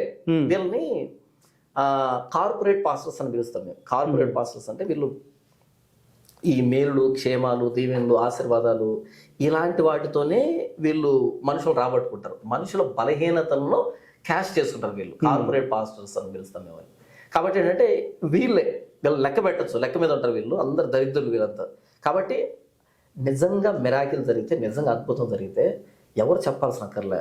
ఉదాహరణకి నాకు దయ్యం పట్టింది అనుకోండి, నా వీధిలో కానీ నా ఊర్లో కానీ అందరికి తెలిసిపోతుంది, పలానా వ్యక్తికి దయ్యం పట్టింది, రోజు రోజు కృషించిపోతున్నాడు, పిచ్చి పిచ్చిగా మాట్లాడుతున్నాడు, పిచ్చి పిచ్చిగా తిరుగుతున్నాడు, ఇక ఆ వ్యక్తి బ్రతకడు అనేది ఊరంతా తెలిసిపోయి ఉంటుంది. తెలియదేంటి, తెలిసిపోయి ఉంటుంది. ఇప్పుడు నన్ను అనుకోకుండా చర్చి తీసుకుని వెళ్ళారు. అక్కడ వెళ్ళగానే ఏ డ్రామా జరగకుండానే టచ్ అని, ఉష్ అని, బుష్ అని ఏమనకుండానే నాకు మొత్తానికి ఇంటికి వచ్చాను. ఇంటికి వచ్చిన తర్వాత బాగా మాట్లాడుతున్నాను, భోజనం చేస్తున్నాను, రోజు రోజుకి ముఖం కళ పెరుగుతుంది, ఒళ్ళు చేస్తున్నాను, నా పని నేను చేసుకుంటున్నాను. అప్పుడు ఇరుగు పొరుగు వాళ్ళు ఈ అబ్బాయి చచ్చిపోయే స్థితిలో ఉన్నాడు, ఆ చర్చి పోవడం మొదలుపెట్టినప్పటి నుంచి ఈ వ్యక్తిలో మార్పు వచ్చింది అని ఊరు వాళ్ళే మాట్లాడుకుంటారు. నేను నోరు తెచ్చి మాట్లాడాల్సిన అక్కర్లే, మైకులో చెప్పాల్సిన అక్కర్లే, ఊర్లో ఒకింటి వాళ్ళు అదేంటి ఇంత మారిపోయాడు అంటే చర్చికి వెళ్తున్నాడు అనేటట్టుగా వాళ్ళే మాట్లాడుకుంటారు. ఇది మిరాకిల్ అంటే. నిజమైన మిరాకిల్ గురించి ప్రచారం అక్కర్లే, ఆ మిరాకిలే మాట్లాడుతుంది. నిజమైన మిరాకిల్ జరిగినప్పుడు, అద్భుతం జరిగినప్పుడు మనం మాట్లాడాల్సిన అక్కర్లే, ఆ మిరాకిలే మాట్లాడుతుంది. ఎందుకంటే దానికి ఆ పవర్ ఉంటుంది. నాకు కాళ్ళు లేవు, చర్చికి వెళ్ళాను, కాళ్ళు వచ్చాయి, దీని గురించి చెప్పాలన్నా నాకు కాళ్ళు వచ్చాయని తెలీదా? నాకు కళ్ళు లేవు, చర్చికి వెళ్ళాను, కళ్ళు వచ్చాయి, చెప్పాలన్నా నాకు కళ్ళు వచ్చాయి చూడండి, అడ్వర్టైజ్మెంట్ అవసరం లేదు. మిరాకిల్ దానికంతటా అదే మాట్లాడుతుంది. ఇప్పటి వరకు చాలా వరకు నాకున్న సందేహాలు కాకుండా నా సందేహాలన్నీ వాళ్ళ దగ్గర నుంచి వచ్చిన సందేహాలే. సో దాని ప్రకారమే నేను అడుగుతున్నాను. సో ఇవన్నీ కూడా నేను అడిగిన తర్వాత మీరు ఇచ్చిన సమాధానం మరి వాళ్ళకి ఎంతవరకు వెళ్ళినాయో మనం ఈ వీడియో ప్లే చేసిన తర్వాత ఆ వచ్చే కమెంట్ ద్వారా మళ్ళీ తిరిగి ఒక మంచి ఇంటర్వ్యూ మళ్ళీ చేద్దాం తప్పకుండా. ఆ రోజు మళ్ళీ కలిసి అసలు ఇంకా మిగిలిన జాతిరత్నాల గురించి మాట్లాడదాం. Thank you so much. Thank you brother. Thanks అలా.